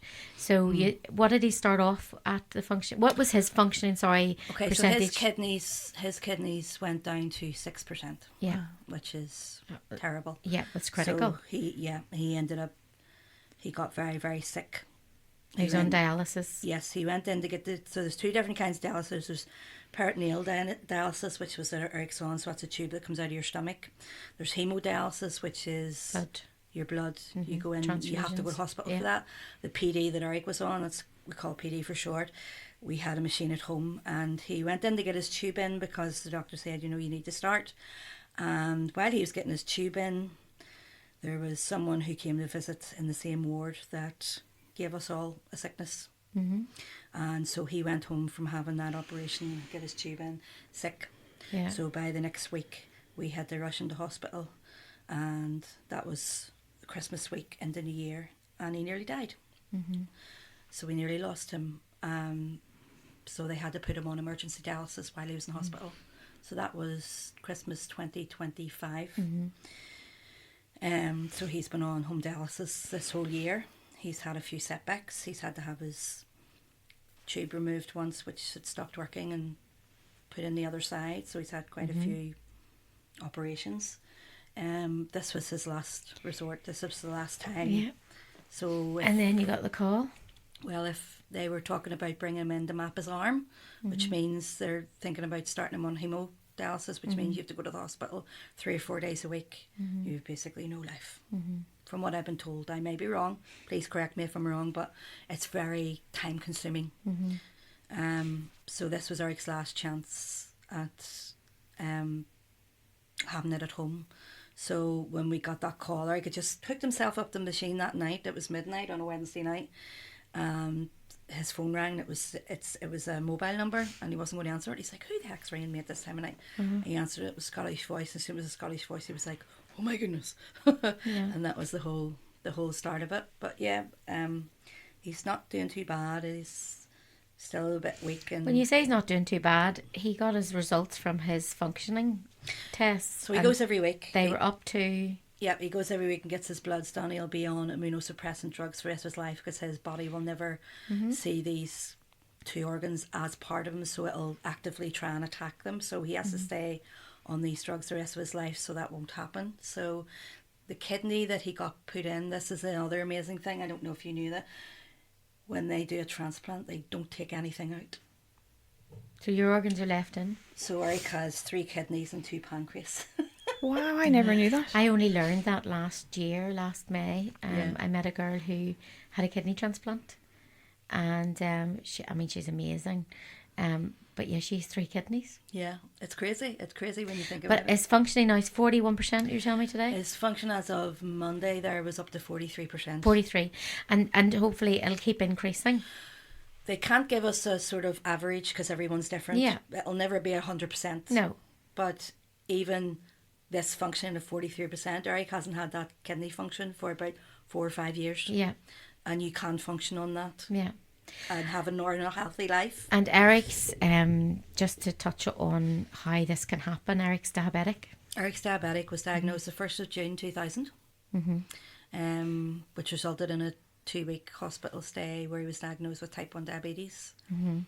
He was a very naughty boy for a lot of years, which is why he got into the situation that he was in, because he didn't look after himself properly. Well, we're all kind of at fault for that. We are indeed. How are you at looking after yourself, Hilary? Do you take supplements and vitamins? Yes, if you shake me, I rattle with the number of supplements that I Me take too. every day. But I would say it's something that I'm really only learning more about at this point of life, which is how to look after myself. I know that for a long time, work was sort of the main pillar and focus of my life. And I have always worked in jobs that have a sort of certain degree of precarity or pressure or stress and deadlines and things like that. And that can be really hard to manage. And there's definitely been periods in the past when I really worked myself into the ground. And they, I think with everybody, they tend to be the periods that you're also not eating great. You're maybe not sleeping very well. You're maybe on, too much coffee and, not hydrating. All of those really basic tenets of go outside and see the sunlight. Those, you can't do all of those. You can do one. But as soon as you all those pillars start to drop, you do fall over. And it's something that I do find a lot of friends and have had similar experiences working, maybe they work in events, or maybe they're working under pressure, or maybe they're finding that pressure of, keeping the whole boat afloat is just a bit too much. And so many of my friends, we have a conversation all the time about how do you manage that stress. And the one thing that very good people have told me, which I have tried harder now as I've got older to adapt, is you've got to look at the different pillars in your life. Work can't be the only one. You've got to think of your own well-being. You've got to think about the circle of people in your life. And if you can kind of build a bit more equilibrium between those three things, that'll really help. I quote this on the show every single show. So every week that I'm here, I've always got someone, and this raises its head about, because obviously of what the ethos of the show is about, you know, but it always raises its head about the work-life balance. And which end are the scales tipped to. My granny, my mum's mum, used to say to me all of the time, because my previous job, before I was an entertainer, so we're going back 28 years ago, was really, really quite stressful, and I spent a lot of hours in work, sometimes not coming out to 8 o'clock, 9 o'clock at night, sitting behind a computer the whole time, and she said to me, always remember that you do not live to work, you have to work to live. And I always remembered that. And when I changed my career, to my father's horror, my father said to me, what are you going to do for a real job? You know, and I started singing for a living and doing this kind of thing for a living. I then started to realise the value of those words, that actually it is super important to really have a good balance and to look after yourself no matter what age you are. But more so now, Hilary, I don't think you're at the age yet, but we're menopausal, so I'm perimenopausal, and so are you, Heather, aren't you? Perimenopausal. And I've only really in the last couple of years really learned how super vital it is to make sure that your body's getting the right nutrients, because when you come up to the years where your hormones are playing havoc, so you have 3 points in your life where your hormones will be all over the place, and this point in time now that I'm at, keeping everything balanced and making sure, I mean, this country, it's very hard to get vitamin D, very hard, but vitamin D is vitally important to us. So, and also we had Suzanne Shockley on a few weeks ago, who is a nutritionist, and she also does things like bioresonance scans. I don't know if you've heard of a bioresonance scan, but it's all to do with health and wellness, and she can actually put through sound waves, magnetic sound waves, she can scan your body, so where you're deficient in things and where things are missing. She spotted my missing half a kidney, so she did, on the just literally from having the earphones on my head. But yeah, so as you get older, things like inflammation start to raise their head even more so. But obviously with arthritis and stuff like that, wear and tear as you get a bit older. But the things that she said to me is most important was the omegas, omega-3, 6 and 9, but especially omega-3. But she also said that what we don't realise is it's vitally important, and you'll this will resonate with you. Children, we need to make sure that our children are getting omega-3. Omega-6 and omega-9, but especially omega-3s, because with the processed foods nowadays and the foods nowadays, there's very few of the foods actually. I think, is it omega-3 that the body doesn't make? There's a lot of, our body actually can produce a lot of things, but omega-3 isn't one of them, and we need it for our brain, not just our brain but our joints as well, but especially for our brains. And she said it's actually vitally important for children to make sure that they're getting enough omega-3s, which I never really thought of before, because I always think omega-3, well, it's only for older people, you know, cod liver oils and all those, but no, children as well, because of, to help brain function and clarity, and to keep everything moving in the way that it should be. So I take that, I take collagen and magnesium, and then all the other things that I take. But vitamin D, very important, because we don't get enough of it in this country. And also now, again, I go back to I sound like somebody who hates technology, but I don't. I'm never off my technology. But because of technology, we don't go and sit outside anymore with a book. You know, we're all inside in front of our screens, as you say. You go into work and you're on a medium-sized screen. You know, you go home and you put on the big screen, and then you go to bed and you put on your e-screen on your phone. And it's just, I think that's just, it's so important to actually focus on what we do need, and if you can be prepared, so like pre-prepare. Don't wait until you're 40, don't wait until you're in your 50s, do it when you're in your 30s, even in your late 20s. Start looking at what vitamins is important, especially for women. Look at the vitamins and the minerals that we actually need for our bodies to function and make us healthy. I recently, Hilary, in the last year, I've lost 6 stone. And now I did it with the help of a weight loss jab, Monjaro, but it's only a tool.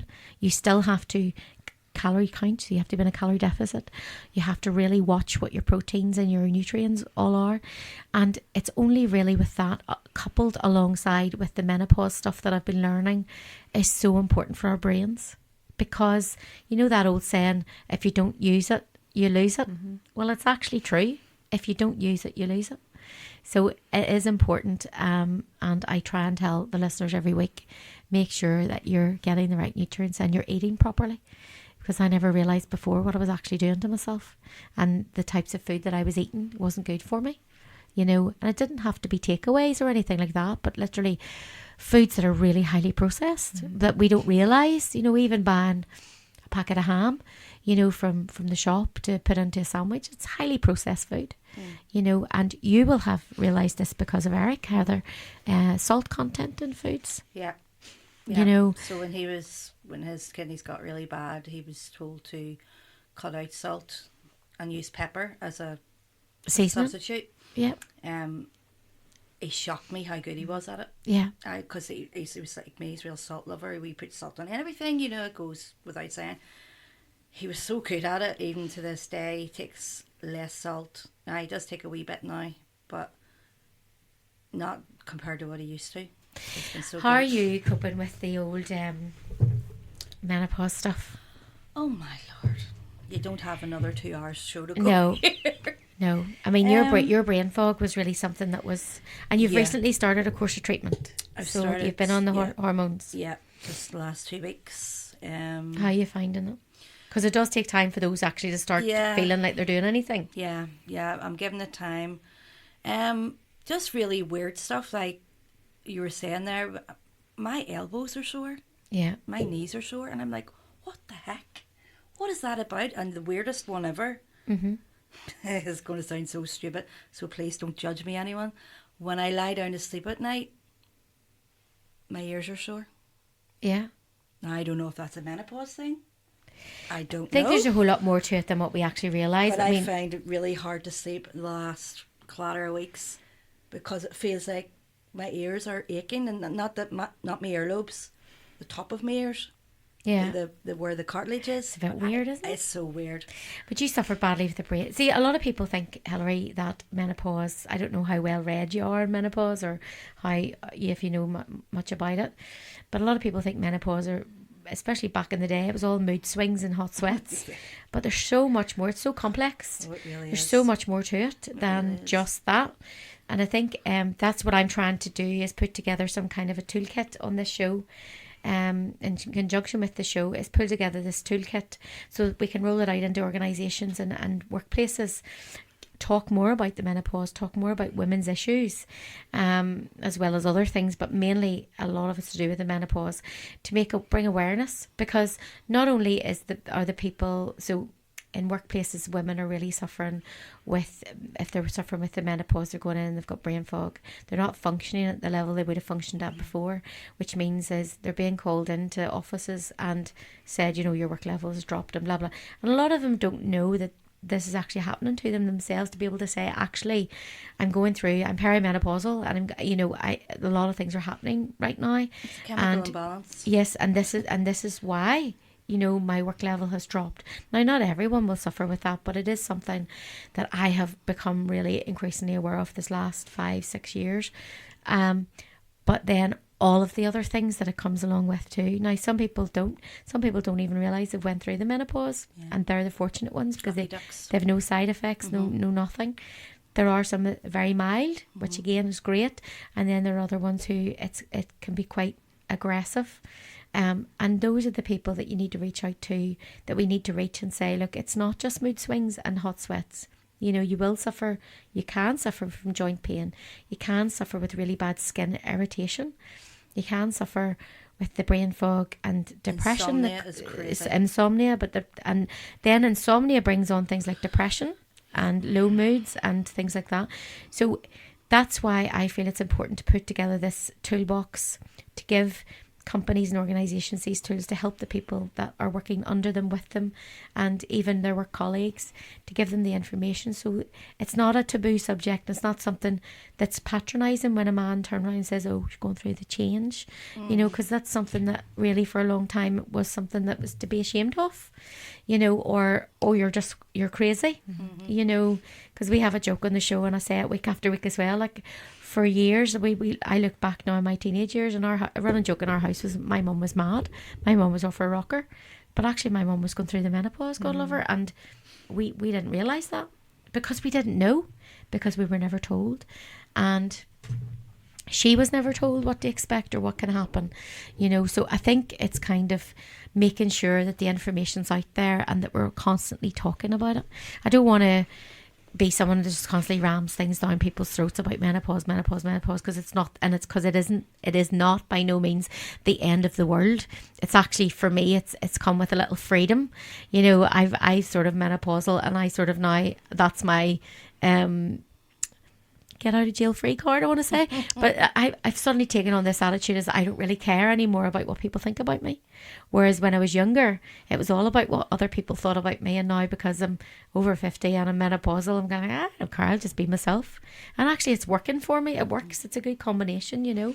We've got a few messages. Oh, my little sister is in my mum's house listening to the show. Hello, Andrea. How are you? Andrea. Hope you had a good day, and I hope World Book Day went well for Reuben today. The cowboy, you'll be going to get him very soon. So Sarah has sent us a message. She said the virtual lounge page was insane. It helped so many people, and she says bring back the virtual lounge. It would be great for people who can't get out to watch shows, etc. Great radio show as always. So yeah, the virtual lounge, like this show, was important because I think it brought people information. It also brought us together, you know, and made you feel that you weren't alone too, you know, and as well as obviously the entertainment side of it. I'm going to play this song. This is Love Story, Taylor Swift. And again, we're dotting some songs throughout the day to do with World Book Day, and you make the connection yourself. You can WhatsApp the studio. Let's do brunch with Alex J. Hello and welcome back to Let's Do Brunch with Alex J, Pulse Online Radio. It's Thursday the 5th of March and it is, would you believe it ladies, it's 2:47 p.m. Yikes. Mm-hmm. Time flies. I'm joined in the studio by Heather Stranaghan, who is the great niece of the late Baroness Blood, and also the lovely Hilary Copeland, who is the director of the Integrated Education and also the chief executive of the charity Fighting Words, and that's for young writers in schools, young children of primary school age, I want to say. Primary and secondary. And secondary school. And you're in several schools. You do a project in several schools. That's right. And what I want to do before I forget, Hilary, is I want you to tell me the website or where we can find Fighting Words. And we've had a great conversation today about funding, and Fighting Words is a charity, and also Integrated Education needs better funding from Stormont. But tell me where to find Fighting Words. Yes, if you all your social media channels, you can search for Fighting Words NI or Fighting Words Northern Ireland, and our web address is www.fightingwords.co.uk. And I would say to anybody listening, if you're interested in education or in teaching or in creativity, writing, the arts, reading, supporting local artists, if there's any of that sort of floats your boat, think about what your thing is and how you could support it. So any charity that is like Integrated Education Fund or like Fighting Words NI, we are always very, very happy to hear from people who might want to volunteer their time. Integrated Education Fund has a whole host of volunteers and people who really care passionately about it, and that can be so valuable.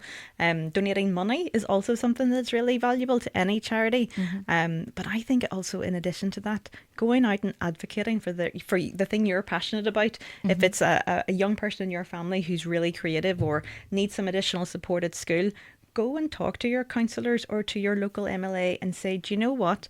This is what's happening at my school. Or, do you know, I know there's brilliant artistic talent in this country and it is not getting the financial support it needs, because we know, the politicians tell us, they will move the dial on what people vote for.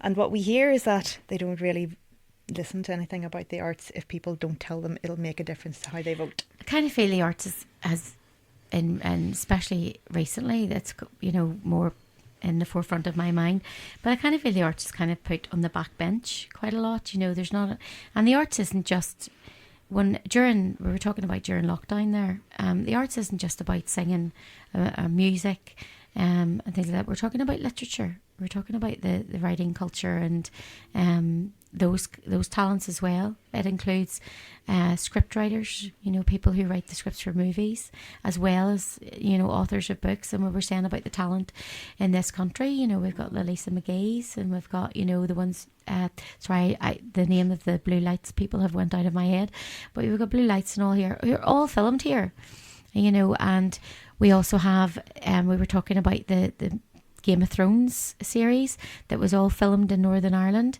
and you said that they didn't use writers from here, but they used the special effects team, and I actually know some of the people on that, and the makeup people, so I know someone who did makeup on Game of Thrones as well.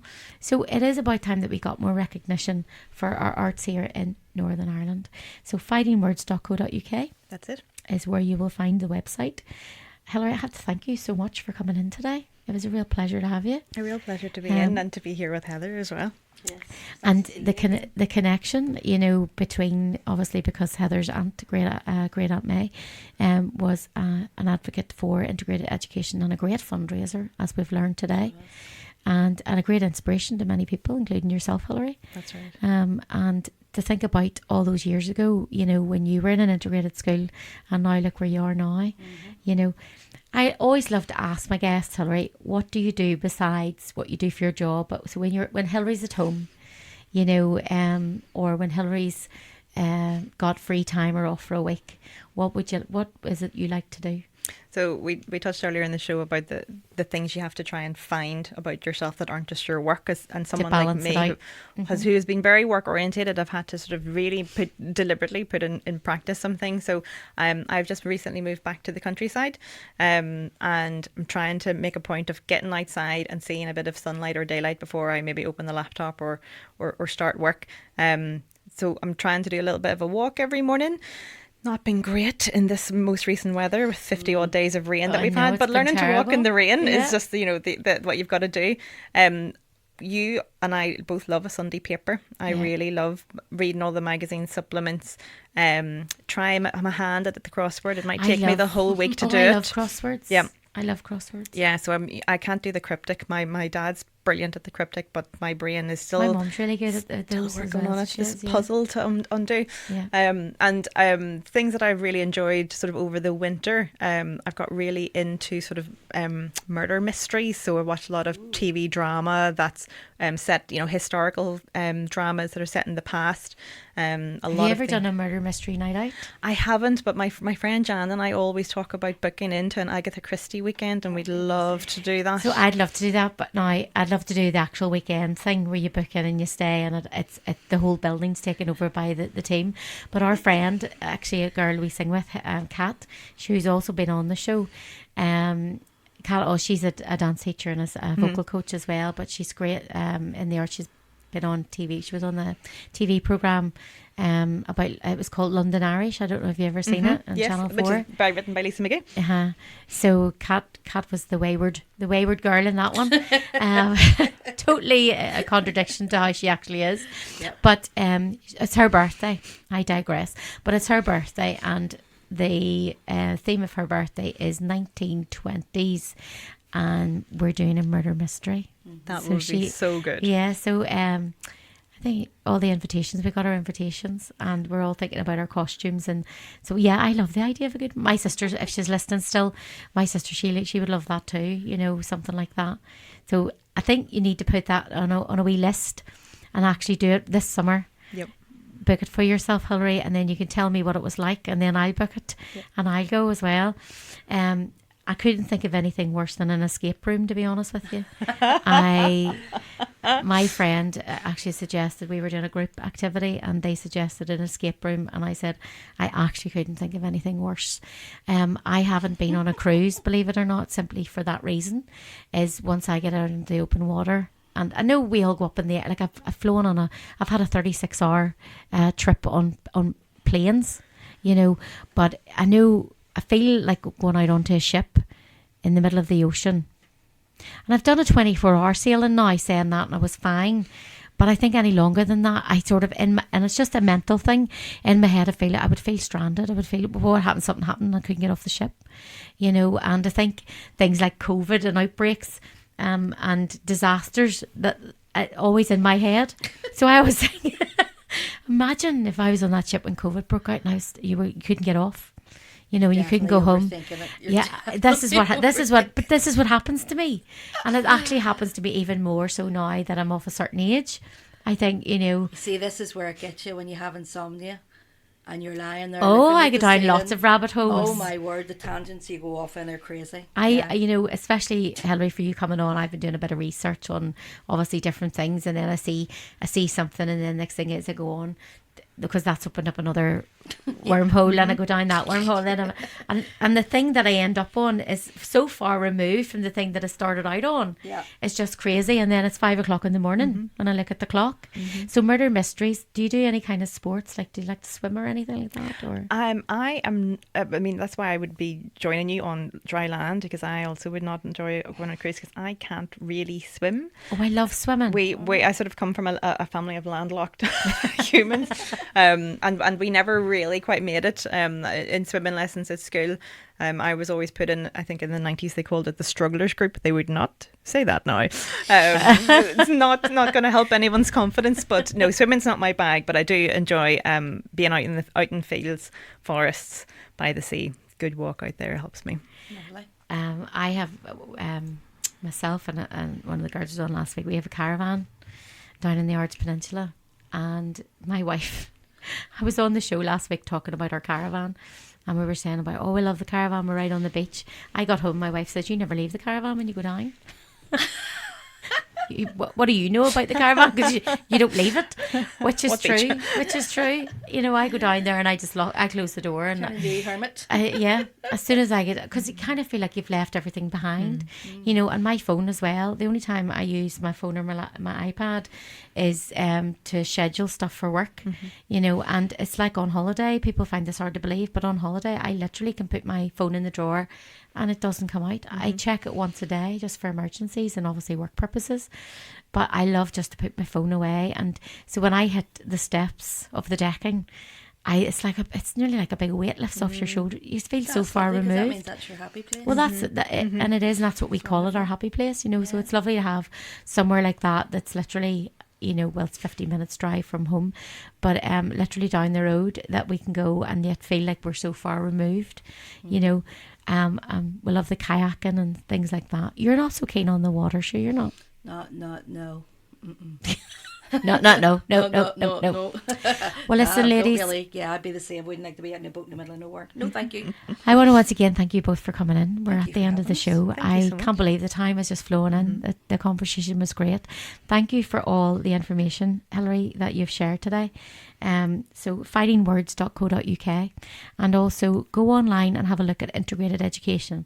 And if you have a school that your child goes to, or a school in your area that you feel would benefit from being integrated, you can actually start it yourself. You can start the process yourself. It's not a very hard thing to do. It's all online and a step-by-step process. And don't forget, you can find me on Let's Do Brunch on TikTok, Facebook and Instagram, and you can always pop a direct message there as well. Let's do brunch with Alex J on Boss Online Radio today. Friends worldwide, one airwave. Let's do brunch with Alex J.